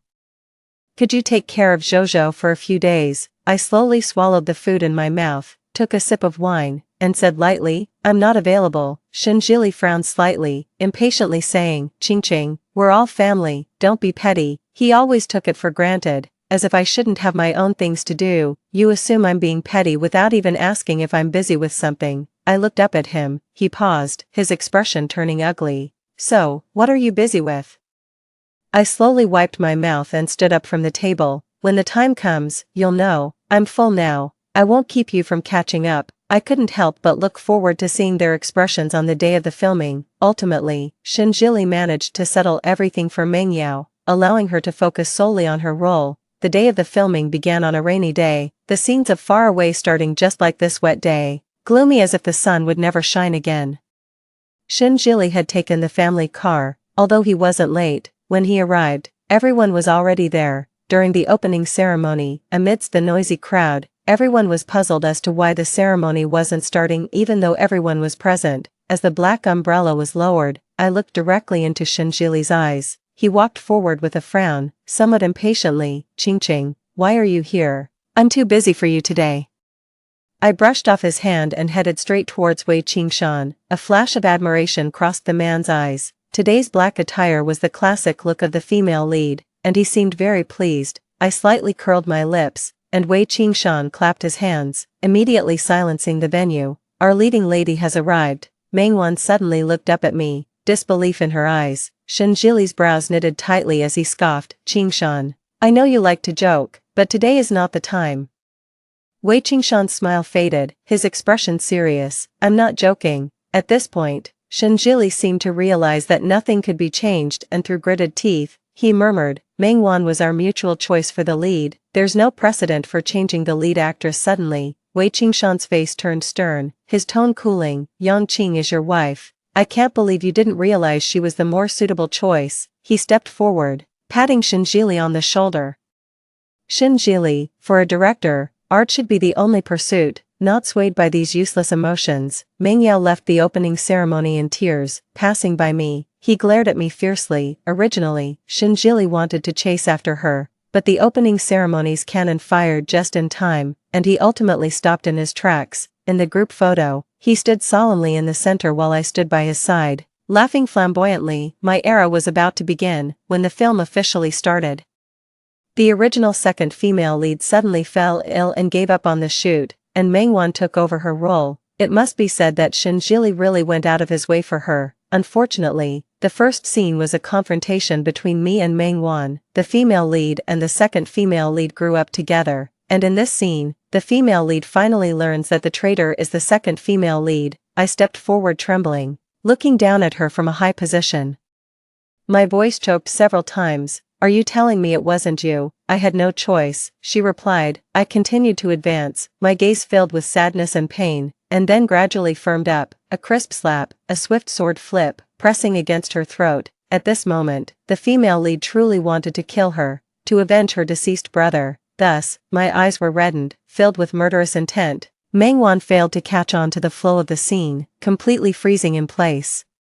Even forgetting her lines altogether, the character of the second female lead was well-rounded. Having competed with beggars for food in her youth, she betrayed the female lead but died for her. She had her own logical development, and playing it well would have been very impressive, but clearly, Meng-wan was not up to the role. Cut. After Shin-jili called cut, he hurriedly checked Meng-wan's face for injuries. His expression full of sympathy, he glanced at me with some dissatisfaction. Shin-jili was known as the strictest director in the industry, forcing actors to endure repeated takes in the freezing cold without complaint, but Meng-wan was his sole favoritism. He specifically got an ice pack and personally applied it to Meng-wan. His tone as gentle as water. "Wan, that was very good just now. Shall we try one more take?" I rolled my eyes speechlessly. Good in what way? He really had the gall to say that. Wei Qingshan couldn't hold back and snorted lightly. "Tell me. What was good about it?" Despite another attempt, Meng-wan was no longer stunned but her lines were still stuttered. Cut.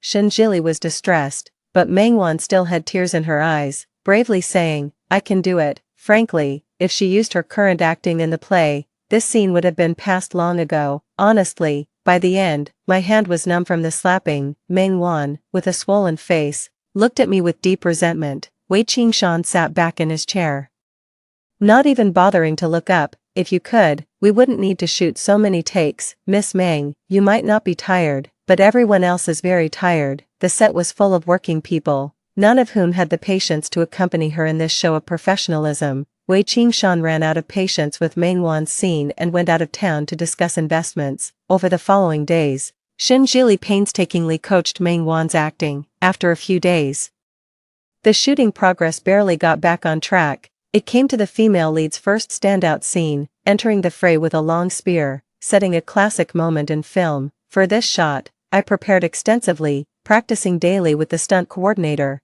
but the scene Shin-jili eventually presented, it was thoroughly mediocre. People often say that the camera lens has a certain warmth, and under Shin-jili's lens, Meng-wan always appeared as untouchable and serene as a saint, exuding a steadfast beauty. In my past life, I never believed it. I thought Shin-jili loved me, even comforting myself that it was merely because Meng-wan looked better on camera, because he loved her. I could never measure up to Meng-wan in his shots, but why, after giving so much, do I still lose to this elusive love? After several intense scenes with long spears, I was completely exhausted. "Let's stop here for today. We'll reshoot tomorrow." After everyone had left, Shin-jili came over to me, frowning, seemingly puzzled, and asked, "Are you not satisfied? We've already spent too much time on this scene." I suddenly stood up, stepped forward, almost falling due to my overstrained legs. Shin-jili moved to support me, but I shrugged off his hand, saying coldly,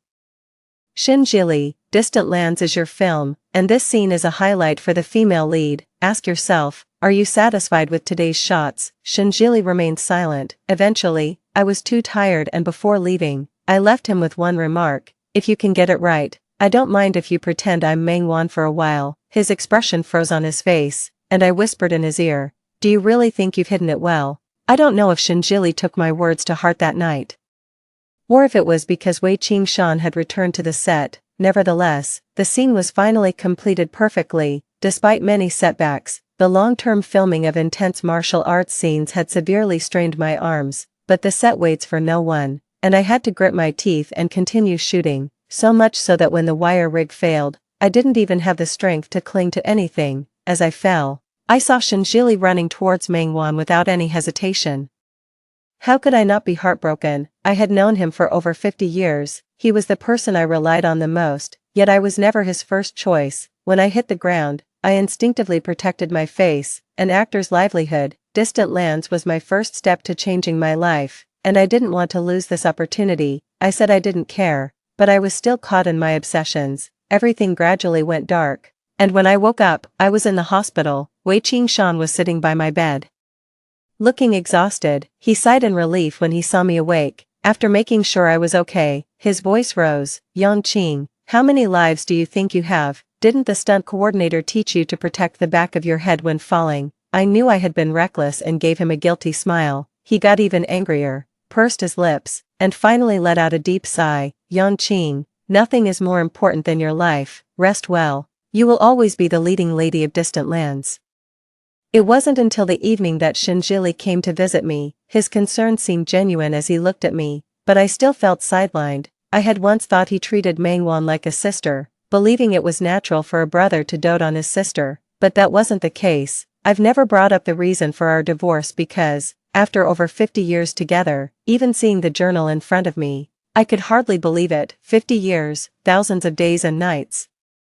He was the person by my side. At the moment of life and death, he abandoned me, and only now have I finally given up. A surge of belated anger nearly overwhelmed me. I haven't experienced such intense emotional fluctuations in a long time. Thoughts that I had deeply suppressed surged forth like madness. His diary read, Wan, I am trying to love someone else. Qingqing is a good girl. Loving her is the best outcome for both of us, but I have failed. It turns out love cannot be forced. I often questioned myself, wondering if I really am so unworthy of love. It has been over 50 years, more than half of a lifetime. Was there ever a moment during that time when he truly had feelings for me? Yet, I ultimately asked nothing because it no longer mattered. It really didn't matter anymore. Shinjili, after we finish filming Distant Places, let's get a divorce. Shinjili looked at me incredulously, took a step forward, and grabbed my hand. Yongqing, I can explain. I struggled to free myself from his grasp. The touch always reminded me of my ludicrous life. A nurse walked in, frowning at his expression. What is your relationship with the patient? She fell and hit the back of her head, suffered a concussion. If it had been any worse, you might not have been able to see her anymore. Only now did Shinjili seem to realize the seriousness of my injury. Qingqing, I didn't know. His tone was halting, filled with regret and fear.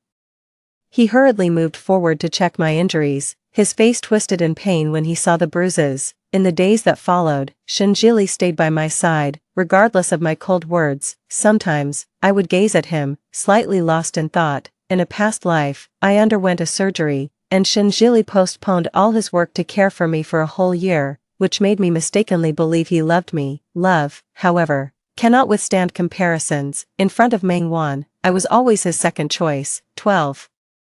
I recuperated in the hospital for a week. We could not delay filming Distant Places any longer, due to his guilt. Shinjili followed me closely after wrapping up the day's shoot. He seemed to think that my mention of divorce was just something said in anger, thinking he could easily coax me. Mengwan looked at Shinjili several times, but this time he firmly ignored her. He said Mengwan was just his sister, who had been frail since childhood, and he always thought to take extra care of her.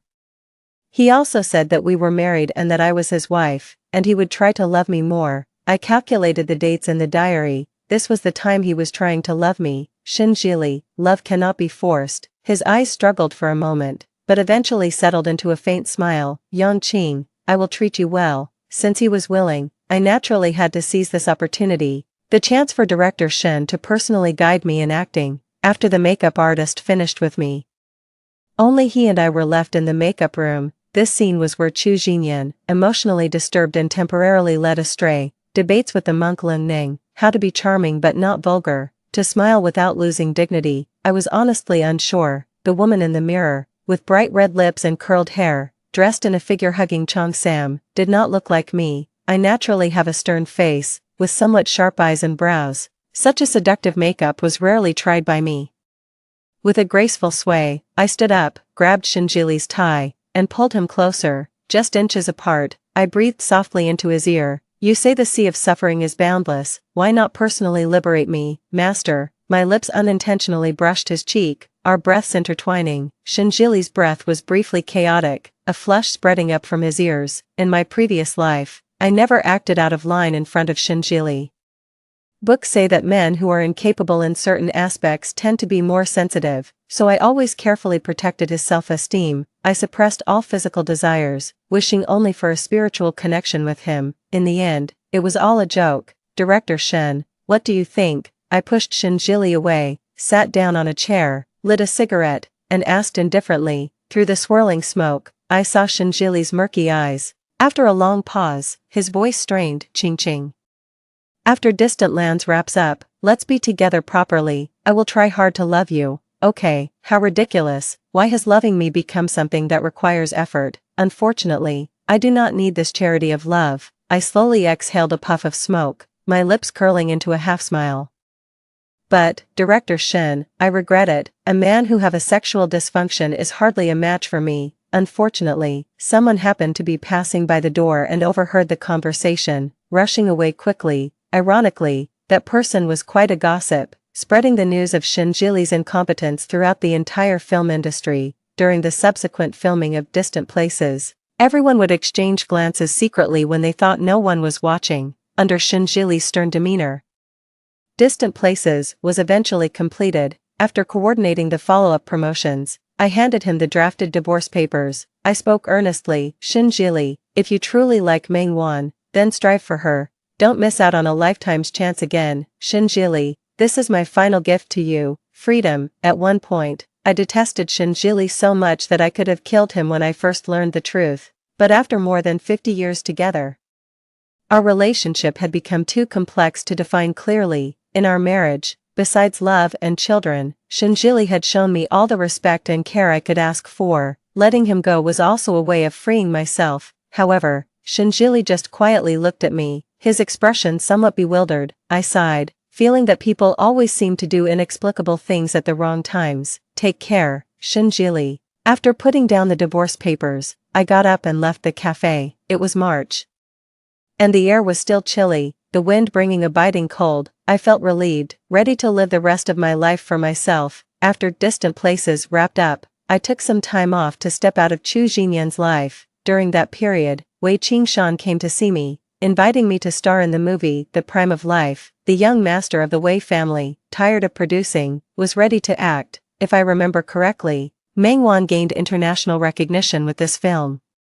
I vividly recall her walking slowly down the red carpet, arm in arm with Shinjili under the flashing lights. The bitterness and resentment that surged in my heart then stayed with me for many years thereafter. I accepted the invitation and went to the desert, unknowingly spending 3 years there. During those 3 years, I cut off almost all contact with the outside world, fully immersing myself in the role. The director of The Prime of Life was notoriously difficult, and no one knew when the filming would end. There were times when I truly believed the film would never wrap up. When not filming, I would find a secluded corner to secretly cry, until one day, I saw Wei Qingshan with red-rimmed eyes. Then the scene changed. It was me and Wei Qingshan, hugging each other tightly, sobbing, exhausted from crying. We would lie in the vast desert, gazing at the myriad stars above. The universe is so vast, and humans so insignificant. Thinking this way, it seemed like all past grievances no longer mattered. Wei Qingshan always had a way of praising me,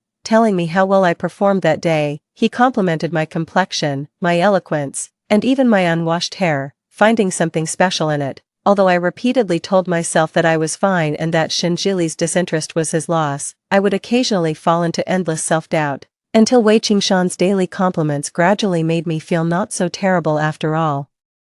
When Wei Qingshan confessed his feelings, my heart raced. I suppose this at least means I don't hate him. I accepted his confession, and those unfulfilled pasts finally dissipated into the air. It turns out that time really can erase everything, like pain, like love and hatred. After wrapping up the shoot 4 years, stepping out of the desert felt like entering another world. Oh right, Distant Land won a major domestic film award, but the jury couldn't find me despite trying all their connections. Thus, through a twist of fate, I became the only actress in history who refused to accept an award, which inadvertently boosted my fame. I heard that Shinjili and Mengwan got married, then somehow divorced. Mengwan came to see me, her face unable to hide the fatigue of the past few years. Zhong is a difficult child, and I think she has learned that well. In this love triangle, Mengwan always seemed like an outsider.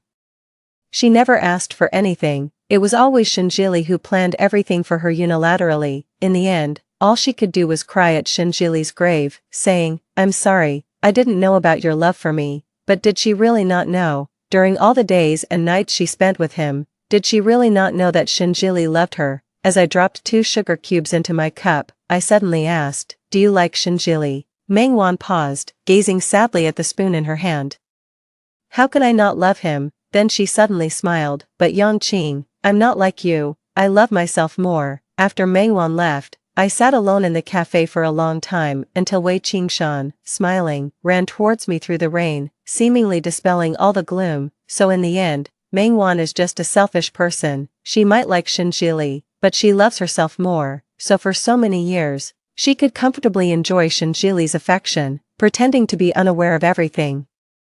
I don't want to judge what's right or wrong, because it no longer matters. The day I moved my luggage out of the house, Shinjili stood there with teary eyes, gripping my suitcase tightly. Children are always like this, thinking that if they hold on tightly to something, it won't leave. I sighed, looked at him, and said, "Shinjili, let's go somewhere. Let's just consider it a closure." I took him to a Taoist temple on Mount Sanqing. A place I always wanted to visit with Shinjili in our past life to fulfill a vow, but it never happened. In the misty morning, we climbed the blue stone steps in silence. "Shinjili, do you know, 99 steps, I once knocked my head on the ground every 3 steps, making my way slowly." Back then, when Shinjili was abroad filming and encountered thugs, his life hanging by a thread, and I was powerless. All I could do was believe in the gods. Shinjili looked puzzled, but I continued. "I once really, really liked you, so much that I gave up a lot." His expression was complex. He stuttered, trying to say something, but finally just called out softly, "Qing Qing, Shinjili, to me, you are just like a child clinging to something lost, initially reluctant to let go, but soon to forget." I walked a few more steps. These were words I originally couldn't bring myself to say. Admitting that someone doesn't love oneself is a blow to one's pride, but now I've come to terms with it. Shinjili took a big step and grabbed my hand. "Qing Qing, that's not it, you're not me. What you're saying is just speculation." I suddenly laughed. "Jili, if I had never wanted to divorce you, if everything had gone smoothly as you wished, living our lives together, would you have loved me?" He was silent for a long time. His expression pained, but he still murmured softly, rather than speaking to me. It seemed more like he was reassuring himself. "No, Qingqing, I do love you. I will realize that I love you." When we reached the summit, we encountered a Taoist priest who stopped us and offered to read our fortune for free. He looked at me, squinting his eyes, exuding an air of mystery. "The lady comes from afar, doesn't she?" I just smiled without speaking. Wanderers like him always tend to speak in riddles. The man gently shook the bell in his hand. It sounded as if coming from a distance. Shinjili and I stood at the center of a whirlwind, as the future swept towards us. From the male protagonist's perspective at the end, it seemed Shinjili had a very long dream, where he and Qingqing grew old together, mutually supporting each other through life. He remembered the day the will was exposed. Qingqing looked bewildered, surrounded by a crowd, utterly helpless. A dull pain echoed in his heart. He rushed forward wanting to deny it, but it was all in vain. As he tried to push through the crowd, he saw Yongqing kowtow on 99 steps for his safe return. He saw their family of 3, holding hands and walking on the lawn under the afternoon sun. At that time, his happiness was tangible, but such substantial happiness made him wildly imaginative. Shinjili studied film, and films are made of fictional stories, so he also crafted a distant dream for himself. He did like Mengwan. But it was merely the flutter of an initial crush. Often things unattained seem more precious. Thus, under his day-to-day fantasizing, this affection became tragically deep, and he could no longer see the people beside him. Awakening from his great dream was like being reborn. 25-year-old Yongqing stood in front of him, head bowed, chanting scriptures, but the person she prayed for protection was no longer him. Shinjili. When he saw Yongqing again, it was in the film industry.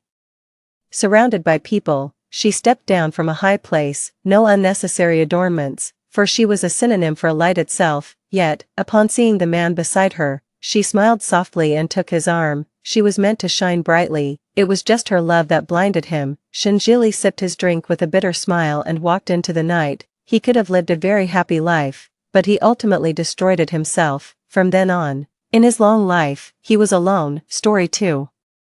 The year was filled with sheer resentment. Whenever I held hands with my husband, he would coldly shake me off. It wasn't until after his death that a barrage of messages appeared before my eyes. The male protagonist is so stubborn, never admitting he has a skin starvation disorder. Now, he has perished in his unfulfilled desires. The male protagonist kept a diary. One glance by the female protagonist could embarrass him back to life. The diary is hidden in the fourth drawer from the left in his study. I opened the drawer and, to my surprise, there really was a diary. Beneath the diary, there was also a medical record. It belonged to Pei Wang, diagnosed with severe skin starvation disorder. The doctor's note read, "Physical contact with loved ones can alleviate the condition." The messages commented, "His illness is as endless as Qin Shi Huang swinging on a swing. You should take some medicine." Male protagonist: "Too bad he's a strong man, wouldn't touch the female protagonist even if sparks flew. Marrying Pei Wang was an accident. My father's company went bankrupt, and everyone around us scattered." Out of nowhere, Pei Wang swooped in and acquired the failing company. In tears of gratitude, my father offered me to Pei Wang as a gift, but Pei Wang gave my father 30 million and married me officially. I was forced to break up with my then-boyfriend. For the next 3 years, Pei Wang and I respected each other but lived separate lives. He was cold and abstinent by day. At night, he would sneak into my bed while I slept. He did nothing but lay rigidly beside me. I was content not having to consummate our marriage, until I saw him sleeping with my skirt in his arms. Frightened, I slapped him. "Pei Wang, you're disgusting." His face turned deathly pale, and he fled. 3 days later, Pei Wang slit his wrists in the bathtub. Pei Wang's family doctor said, "Mr.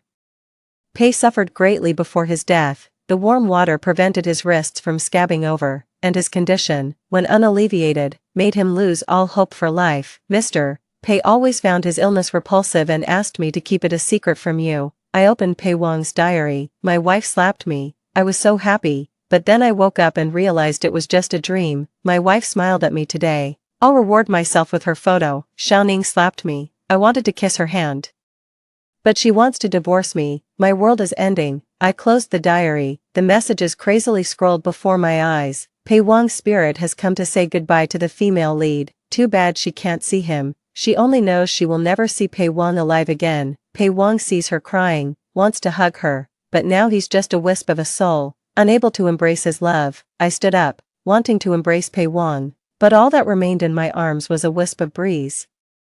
When I opened my eyes again, I was in the familiar bedroom, but the bedding was not the usual plain colors, but bright red silk sheets. The messages slid past. Did the female protagonist travel back to their wedding night? Are they redoing the story? Hopefully, the ending won't be the same. I remembered, this was the point where Pei Wang and I had a wedding in the church with no vows and no guests. After the wedding, Pei Wang sent me home, leaving me with a black card and his indifferent back. "The company needs me to work overtime. Take care of yourself." At that time, I felt, to him, work was more important than me, and I was just a canary he had bought with money. From that day on, we embarked on a marriage that was in name only for 3 years. I hadn't yet taken off my wedding dress and high heels. Dressed like this, I went after Pei Wang. It was gloomy outside, and it was raining. I hailed a taxi and arrived at Pei Wang's company. I looked up at the towering 68-story office building before me, a business empire built from scratch by Pei Wang. But he was so foolish, for just because of a word from me, he gave up his life of power and influence. I walked into the office building, but I didn't even know where his office was. The receptionist asked me who I was looking for. I said, "Pei Wang." She smiled at me. "You need an appointment to see President Pei." I smiled back. "I'm his wife." Pei Wang arrived quickly. Upon seeing me, he approached calmly and composed. The screen displayed. When the male protagonist received the call at the reception, he incredulously asked several times, "Who is looking for me?" "My wife." Before he came down, he even sprayed some perfume on himself and kept fixing his hair in front of his phone screen. The male protagonist meeting his wife is like a peacock spreading its feathers. Pei Wang stood before me, his demeanor cool and detached. "What brings you here?" He was dressed in an impeccably tailored, luxurious suit, his hair perfectly groomed. His face was devastatingly handsome, more refined and beautiful than AI modeling. I moved into Pei Wang's embrace and wrapped my arms around his waist, my ear against his chest. I could hear the clear beating of his heart. This was Pei Wang. Pei Wang, alive and real. "Do you know how much I've wanted to see you?" All the grievances poured out at that moment. my tears wetting the shirt on his chest. Pei Wang's composed facade shattered, his voice trembled slightly. What happened? I hugged Pei Wang even tighter. I missed you so much. But he pushed me away. He turned, straightening his clothes. Let's go upstairs to talk. I stood still. He looked down and saw my bare feet. Pei Wang hesitated for a moment, then lifted me up with one arm. The screen went wild with comments. Wow, is the male protagonist king? Who else would do a one-arm princess carry? During the hug, the male protagonist must have been tired from sticking out his butt, afraid of scaring the girl away. It's the first time the male protagonist is so close to the female protagonist. He must think she smells so good. He's ecstatic inside. I never expected Pei Wang to have this side. In Pei Wang's office, located on the top floor with a river view. He placed me on the sofa, heated some water, and wiped my feet with a towel. He kneeled in front of me, obedient like a big dog. I lifted his chin with my toe, forcing him to look me in the eye. Pei Wang, carrying me upstairs, wiping my feet, being so kind to me. What for? Pei Wang stared blankly at my lips moving, then coldly turned his head away. The screen commented, the male protagonist just can't handle it. His skin is thirsty, especially on rainy days. I'm going to die of anxiety. Male protagonist, go kiss her, hug her, tell her that even bitter fruits are fruits. Is it wrong to want to be with you forever? I turned over, pinning Pei Wang down, gripping his chin and demanding, did you marry me because you like me? Not really, but his body desperately wanted to be in contact with me. I let go of Pei Wang and stood up to leave. I was waiting for Pei Wang to stop me. Sure enough, he grabbed my wrist. You're not wearing shoes. I'll have someone go buy some.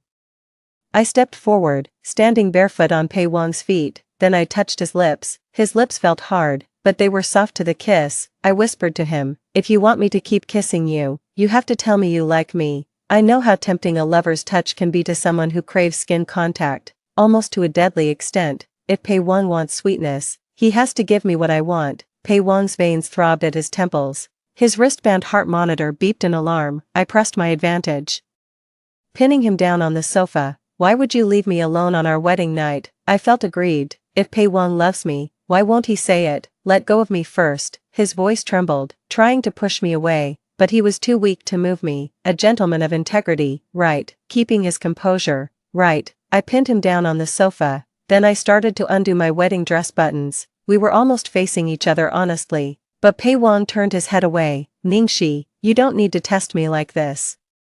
I'll wait until you're willing. I scoffed and slapped him. Pei Wang, are you not capable? Pei Wang not capable. He was very much capable. A bright red slap mark on his face, tears swirled in his eyes. Ningxi, I know you hate me. If slapping me makes you a bit happier, then you can do anything to me. I silently watched Pei Wang. Was he trying to seduce me? The comments said, even if the female lead stripped naked in front of him, Pei Wang would just ask if she was cold. Sorry. He's not the type to hurt the woman he loves. Don't reward him. He says no with his lips, but he's thrilled inside. Why does his wristband keep alarming? I'm worried he might suddenly die. I sighed and let go of Pei Wang. I wiped the sweat from his forehead. Your heart rate is off the charts. Let's stop teasing and go eat, shall we? He nodded expressionlessly. Then he took off his wristband. Sorry, there's a problem with the wristband. The comments said.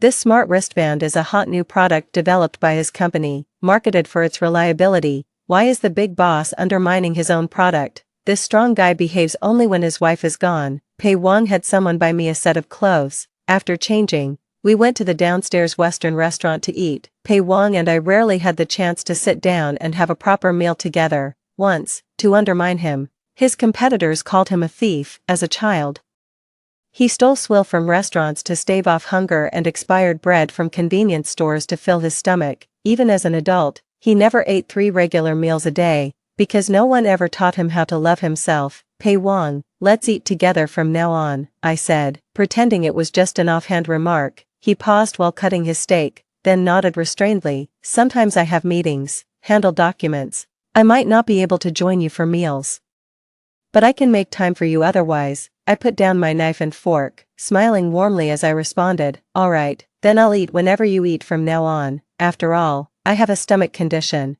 and the doctor said that if I don't eat regularly, it will get worse. Pei Wang seemed taken aback by my response. The overwhelming feeling of not being in control made him anxious. He began to pick at the hangnails around his fingernails until they bled. I took a deep breath and held his hand. Pei Wang. Could you please take care of yourself a bit more? My grip on his wrist tightened. It shouldn't be like this between us, me taking a step forward and you taking 100 steps back. Avoiding won't get you a wife, or my kisses. If you want that, then accompany me for meals every day. Great, she's straightforward, there's hope for us. As for the heroine, out of 100 points, she only scores 22, the remaining 78. The male lead spoils her with. Pei Wang looked into my eyes as if searching for a reason to refuse. After a long pause, he averted his gaze and nodded almost imperceptibly. As we left the restaurant, we ran into Fu Tan, my ex-boyfriend of 3 years, whom I was supposed to marry. However, he had a severe heart condition, and doctors said he wouldn't live past 30. At that time, my family was bankrupt. Fu Tan, being the powerless second son of the Fu family, had no influence, and my father sold me off to Pei Wang. Fu Tan had locked himself in his dark studio, unseen for a long time. After not seeing him for months, he had lost a lot of weight. The once dazzlingly handsome man now had a lifeless look in his eyes. His gaze fell on me and Pei Wang, filled with boundless sorrow. Ningxi, have you fallen for Pei Wang so quickly? What about the vows we made? What about the paths we walked together? Fu Tan clutched his chest, struggling to breathe. I supported him and searched for his medication. Calm down, you're having an attack. He pulled me into his embrace, his voice choked with emotion. Just hold me, and I'll be alright. Xiaoxi, can you wait for me? I will become your hero and rescue you from Pei Wang. I will take control of the Fu family and make you the lady of the house. From then on, no one can tear us apart. I was held in Fu Tan's arms, exchanging a look with Pei Wang, who stood beside us with a dark, stormy expression in his eyes. Comments streamed in. What's this? Does the second male lead also have a skin hunger issue? Needs the heroine's embrace to feel better. I hate these White Lotus types. It's over. Seeing the look in the male lead's eyes. The heroine's going to have a tough time when they get home. The male lead is crying. Come on heroine, comfort him, he needs a hug. Fu Tan stared at me blankly, lost in thought. In his previous life, just as he said, he quickly overthrew his elder brother from power. Once he gained authority, he went head-to-head with Pei Wang in the business world. Pei Wang's abilities are far from ordinary. The two of them exchanged blows, neither willing to give in. But I didn't want to be an object fought over by two men anymore. I pushed Fu Tan away. Then I walked step by step towards Pei Wang and took his hand. Let's go home. At the underground parking lot, Pei Wang, who had been silent for a while, finally spoke. Now that we're alone, you don't have to pretend anymore. You should go to Fu Tan. The audience commented, this is what a true partner looks like. Even willing to accept a rival with such grace. If you really went to him, you wouldn't be happy. Weren't you just burning with jealousy when you saw her hugging the other guy? I was shocked as I looked at Pei Wang. His face was expressionless, delicate, and cold. Tear stains still marked his cheeks, making him look vulnerable like a big dog. I couldn't help but laugh and mischievously poked his cheek. Pei Wang, are you jealous? Pei Wang stubbornly turned his head away. No, really not. No. Pei Wang was really too beautiful.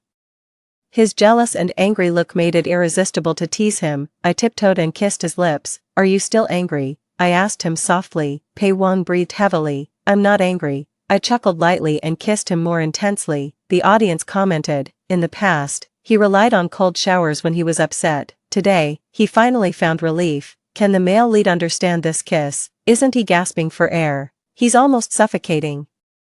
Pei Wang was inexperienced and had never felt the pleasure of intimate contact with a loved one. I gently patted his cheek. Breathe. Only then did Pei Wang seem to awaken, taking deep breaths. Then he eagerly leaned in for more kisses. But I pressed my finger against his lips. Pei Wang, can you tell me now if you're upset because of Fu Tan? Pei Wang looked like a wronged puppy. He buried his head in my neck, his voice muffled.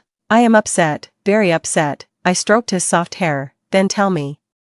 What do you want me to do? I want you to only look at me, hold me, kiss me. I held Pei Wang's face seriously and told him, see, isn't it much better to express your thoughts when you're angry and don't tell me? I can't make you feel better. If you're sad and keep it inside, I won't know to comfort you. Pei Wang nodded groggily, like a child dazed by happiness. I pinched his cheek. Good boy, baby. The audience went wild. Turns out you don't need to go to Panhong Garden to train a dog. The female lead is the master. Please release a dog training manual. Will the male lead call her wife or master from now on? Me. After getting caught in the rain, I came home and developed a fever. The doctor gave me a fever-reducing injection, and I drifted off into a heavy sleep. Pei Wang gazed at the sleeping figure before him, as if he were worshipping Aphrodite on Mount Olympus, the goddess. Betrothed to the ugly and flawed Hephaestus by Zeus, Pei Wang felt that he, a broken man, was unworthy of such a divine woman. On this damp, rainy day, his skin felt as though countless ants were gnawing at his flesh and sanity. He was despicable, shameless, and vile. He thought to himself, since Ningxi is asleep, she won't see this disgusting side of me. He curled up on the adjacent sofa, indulging himself. Finally, Pei Wang regained his composure. He stood up and straightened his clothes. In the full-length mirror, he looked restrained, proper, and gently warm. This version of Pei Wang wasn't filthy or repulsive, but when his eyes met mine, Pei Wang's face turned deathly pale. When did you wake up? He asked. The comments flashed. She's been awake since you called her name. Oh no, I've spent money. Why is it all just talk? Don't just focus on yourself, remember the female lead too. I looked at Pei Wang with a playful smile. What were you just doing? Why is your face so red? Exercising my body, he replied. I barely held back a laugh. So, when will you let me check the results? Pei Wang dashed out of the bedroom, fleeing the scene. The comments continued. What kind of man are you? I'm in a hurry. Can you two just go to the bedroom already? I sighed. Pei Wang really was difficult to win over. As the illness slowly receded like pulling silk, Pei Wang stayed home to care for me for several days. Throughout, I tried every trick in the book, but he never lost control in front of me. The comments said, the male lead, to hide his illness, ignored doctor's advice and took lots of medicine. The male lead is too insecure. He can't accept his illness. He desperately wants to be perfect in front of the female lead. Recently, the second male lead has been provoking him, and in anger, the male lead took him to a villa in the suburbs. He's been irritable from the medication these past few days, but he wants to be a good boy in front of the female lead, so he vents his anger on the second male lead instead. Watching the comments, I fell into deep thought. Pei Wang, in his past life, had shown strong possessiveness towards me. At a business gathering, I met Fu Tan. Fu Tan shattered a wine glass, spilling red wine on me. As Fu Tan helped me clean the stain, I glanced at Pei Wang, who had a stern face, and I politely declined Fu Tan's help. Unexpectedly, that smile drove Pei Wang mad. He and Fu Tan started fighting, almost as if he was fighting for his life, pinning Fu Tan to the ground and hitting him. This side of Pei Wang was too obsessive and extreme. Pei Wang should be in the comments explained. It's medicine for his skin condition. The oral medicine he used before no longer works. Only this inhalable type can alleviate his symptoms now. This kind of medicine can become addictive if used too much. I frowned and opened the windows of the study. Fresh air entered, clearing much of the scent. I walked over to Pei Wang. He sat motionless in his chair, with documents still laid out on his desk. I looked down at Pei Wang's suit pants. Is this how Pei Wang handles his business? His energy really is boundless. With a playful smile, I embraced him, their fingers interlocked. Is the medicine effective, or am I? What did you say? I asked him again. Why didn't you tell me when you were sick? Pei Wang's blood seemed to stop flowing. You already know. I'm sorry, really sorry. I know I'm disgusting. I am like an unworthy dog, with such a disgusting disease. Don't leave me. Don't divorce me. Pei Wang's emotions teetered on the brink of collapse, fragile as if they would shatter at a touch. I seriously said to him, Pei Wang, you are beautiful. I really like your appearance. Your waist and abdominal muscles also feel great to touch. I wrapped my arms around his waist, and I don't mind being close to you. Pei Wang looked at me in shock. You, like me. I kissed his fingertips. If I didn't like you, why would I kiss you and hold you? But, Fu Tan said you love him more. If you lose interest in me later, you will abandon me. Pei Wang's tone carried a grievance he himself did not notice. I pinched his earlobe. Are you so afraid I'll leave you and abandon you? Are you afraid that if I go, there will be no one to treat your illness? He spoke hesitantly. I like you, not just out of physical desire. I've always known. I've read Pei Wang's diary. We attended the same middle and high schools. He was that odd one in class who wrote his homework with a pencil. Classmates mocked him for not even being able to afford a notebook. Yet, he was always first in every exam, during my chaotic and messy school days. I dated one boy after another, but never noticed that a quiet, subtle gaze had always been watching me. Pei Wang, why would you like someone as messed up as me? I eagerly looked at Pei Wang, hoping he would compliment me more. But after a long struggle, he only managed 6 words. "You're not bad, you're very good," the comments said. The male lead is obsessed with the female lead because she has captured his heart. To be fair, although the female lead is a bit of a flirt, she is kind-hearted and attractive, and such a brooding boy is easily smitten by a blazing sun like her. Woo woo woo woo. The sisters at the scene leave a string of mysterious numbers. 999969. Just as the atmosphere was getting ambiguous, my phone rang. It was an unknown number. I answered the call. On the other end was Fu Tan's weak voice. "Xiaoxi, where are you? Pei Wang is too dangerous. Pack up. I'll take you away." Pei Wang beneath me instantly turned pale. I asked Fu Tan, "What happened?" I was locked in his remote mountain villa by Pei Wang. Today I took advantage of a lapse in the guard and hid in the villa's basement. There is a pitch-black iron cage there. The walls are covered with your photos. The earliest one is from your first year of high school. The latest one is from a month ago. He has been watching you. I looked at Pei Wang with questioning eyes. "Is this true?" Pei Wang shook his head helplessly. His eyes filled with panic. I chuckled. "That's scary." From the other end of the phone came Fu Tan's voice. "Don't come here. Let me go." It seemed Pei Wang's men had captured Fu Tan. I hung up the phone, looking at Pei Wang. "Do you have anything to explain to me?" Pei Wang's eyes were full of defeat and despair, crying and then laughing. He held me tight in his arms, fiercely saying, "Ningxi, are you afraid of me, despise me, and want to leave me? I'm telling you, it's impossible, even in death. You'll have to stay with me in the same urn, liar.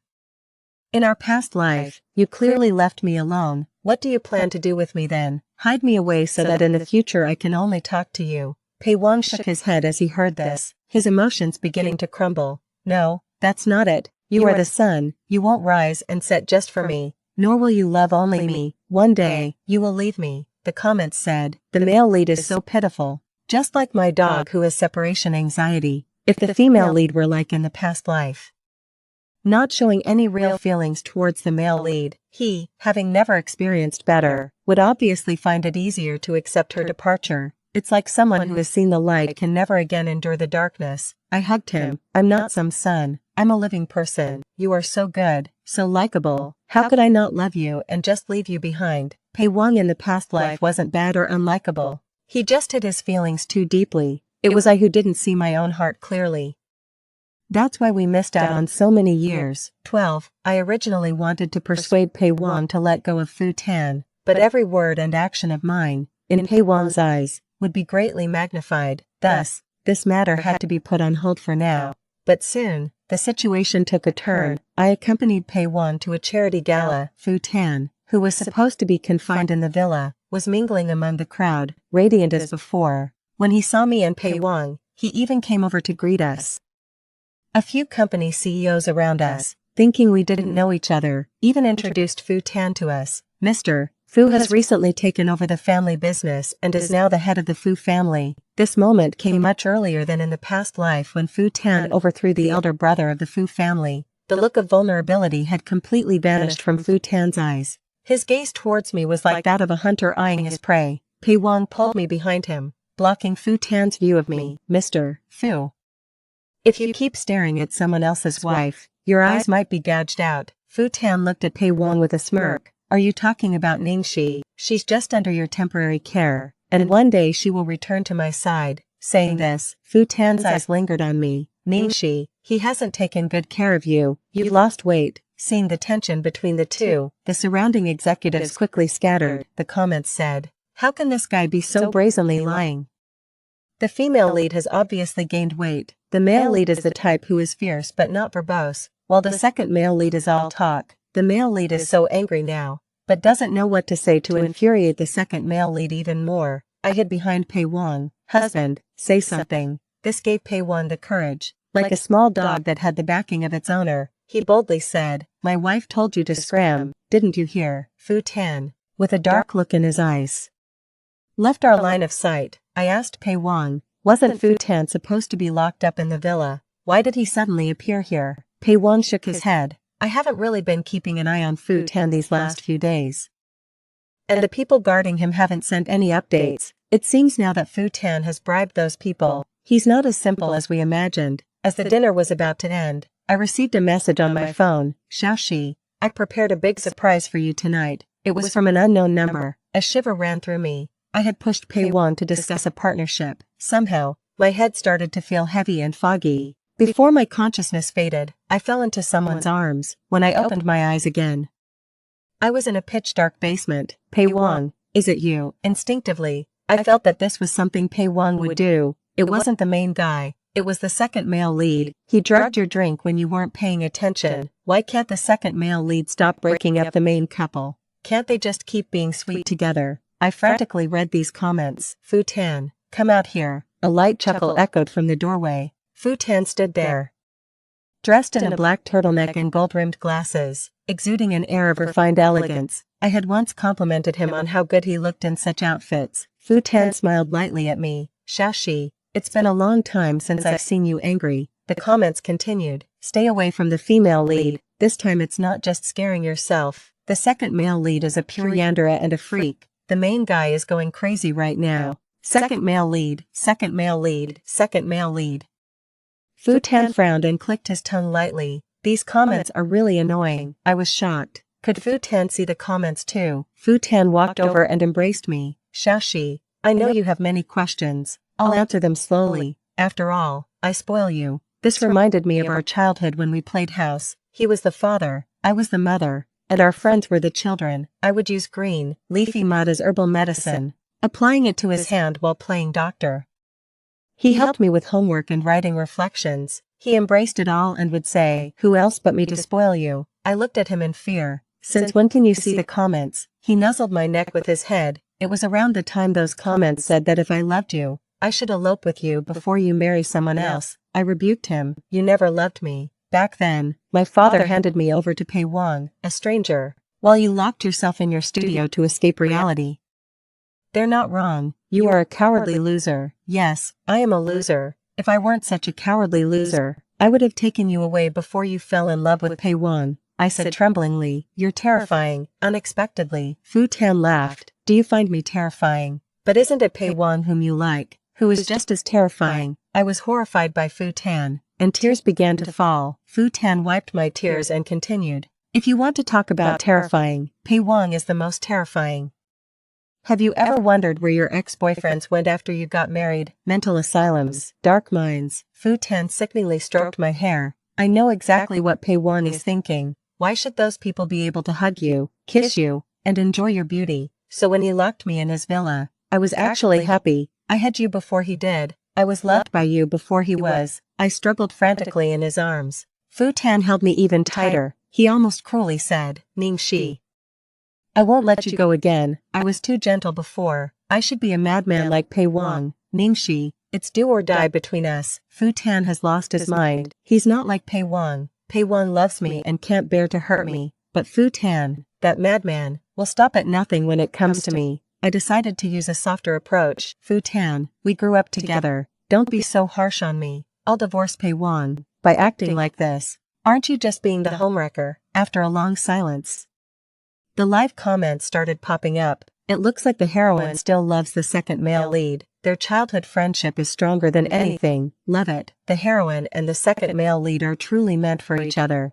I hope he can be with her. Fu Tan saw these comments too. He quietly repeated the words from the comments. Childhood friends, a bond stronger than gold. Just when I thought the comments had calmed him down, he suddenly burst into laughter, waving his arms wildly as if to chase away the words. You're all lying to me. Fu Tan embraced me wildly, as if trying to merge me into his very flesh. I broke down crying, struggling frantically. The iron door of the basement crashed down with a loud bang. A figure appeared against the light, like a warrior descending from the heavens, kicking Fu Tan against the wall. Fu Tan, curled up on the ground, spat out a few blood-stained teeth. Before he passed out, he muttered, I'm not a coward.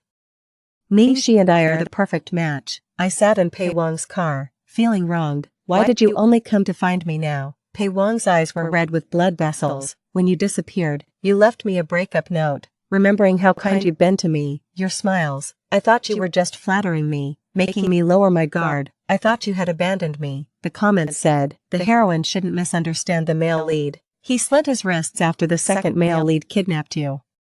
On the brink of death, he felt you crying and immediately fought to live. The male lead hasn't even bandaged his wrists. and here you are stabbing him in the heart again. Only then did I notice. Pei Wang's wrists were covered with crisscross scars. I remembered a past life. He lay in the bathtub, cold and stiff, lifeless, eventually turning into a pile of cold ashes. I covered my mouth, holding back tears. Pei Wang held me. His tone gentle. Thank you, Ningxi. Thank you for not abandoning me.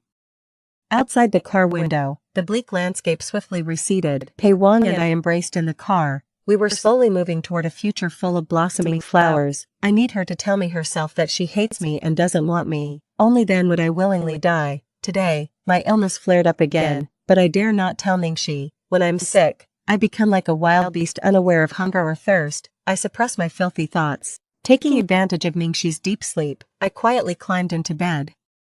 Fortunately, I could see Ningxi. I could smell her scent. In the 3rd year of marriage to my wife, we held a belated wedding ceremony. It was the same church and the same stodgy priest as before, but this time, there were flowers, guests, vows of everlasting fidelity, and my Ningxi, who loves me.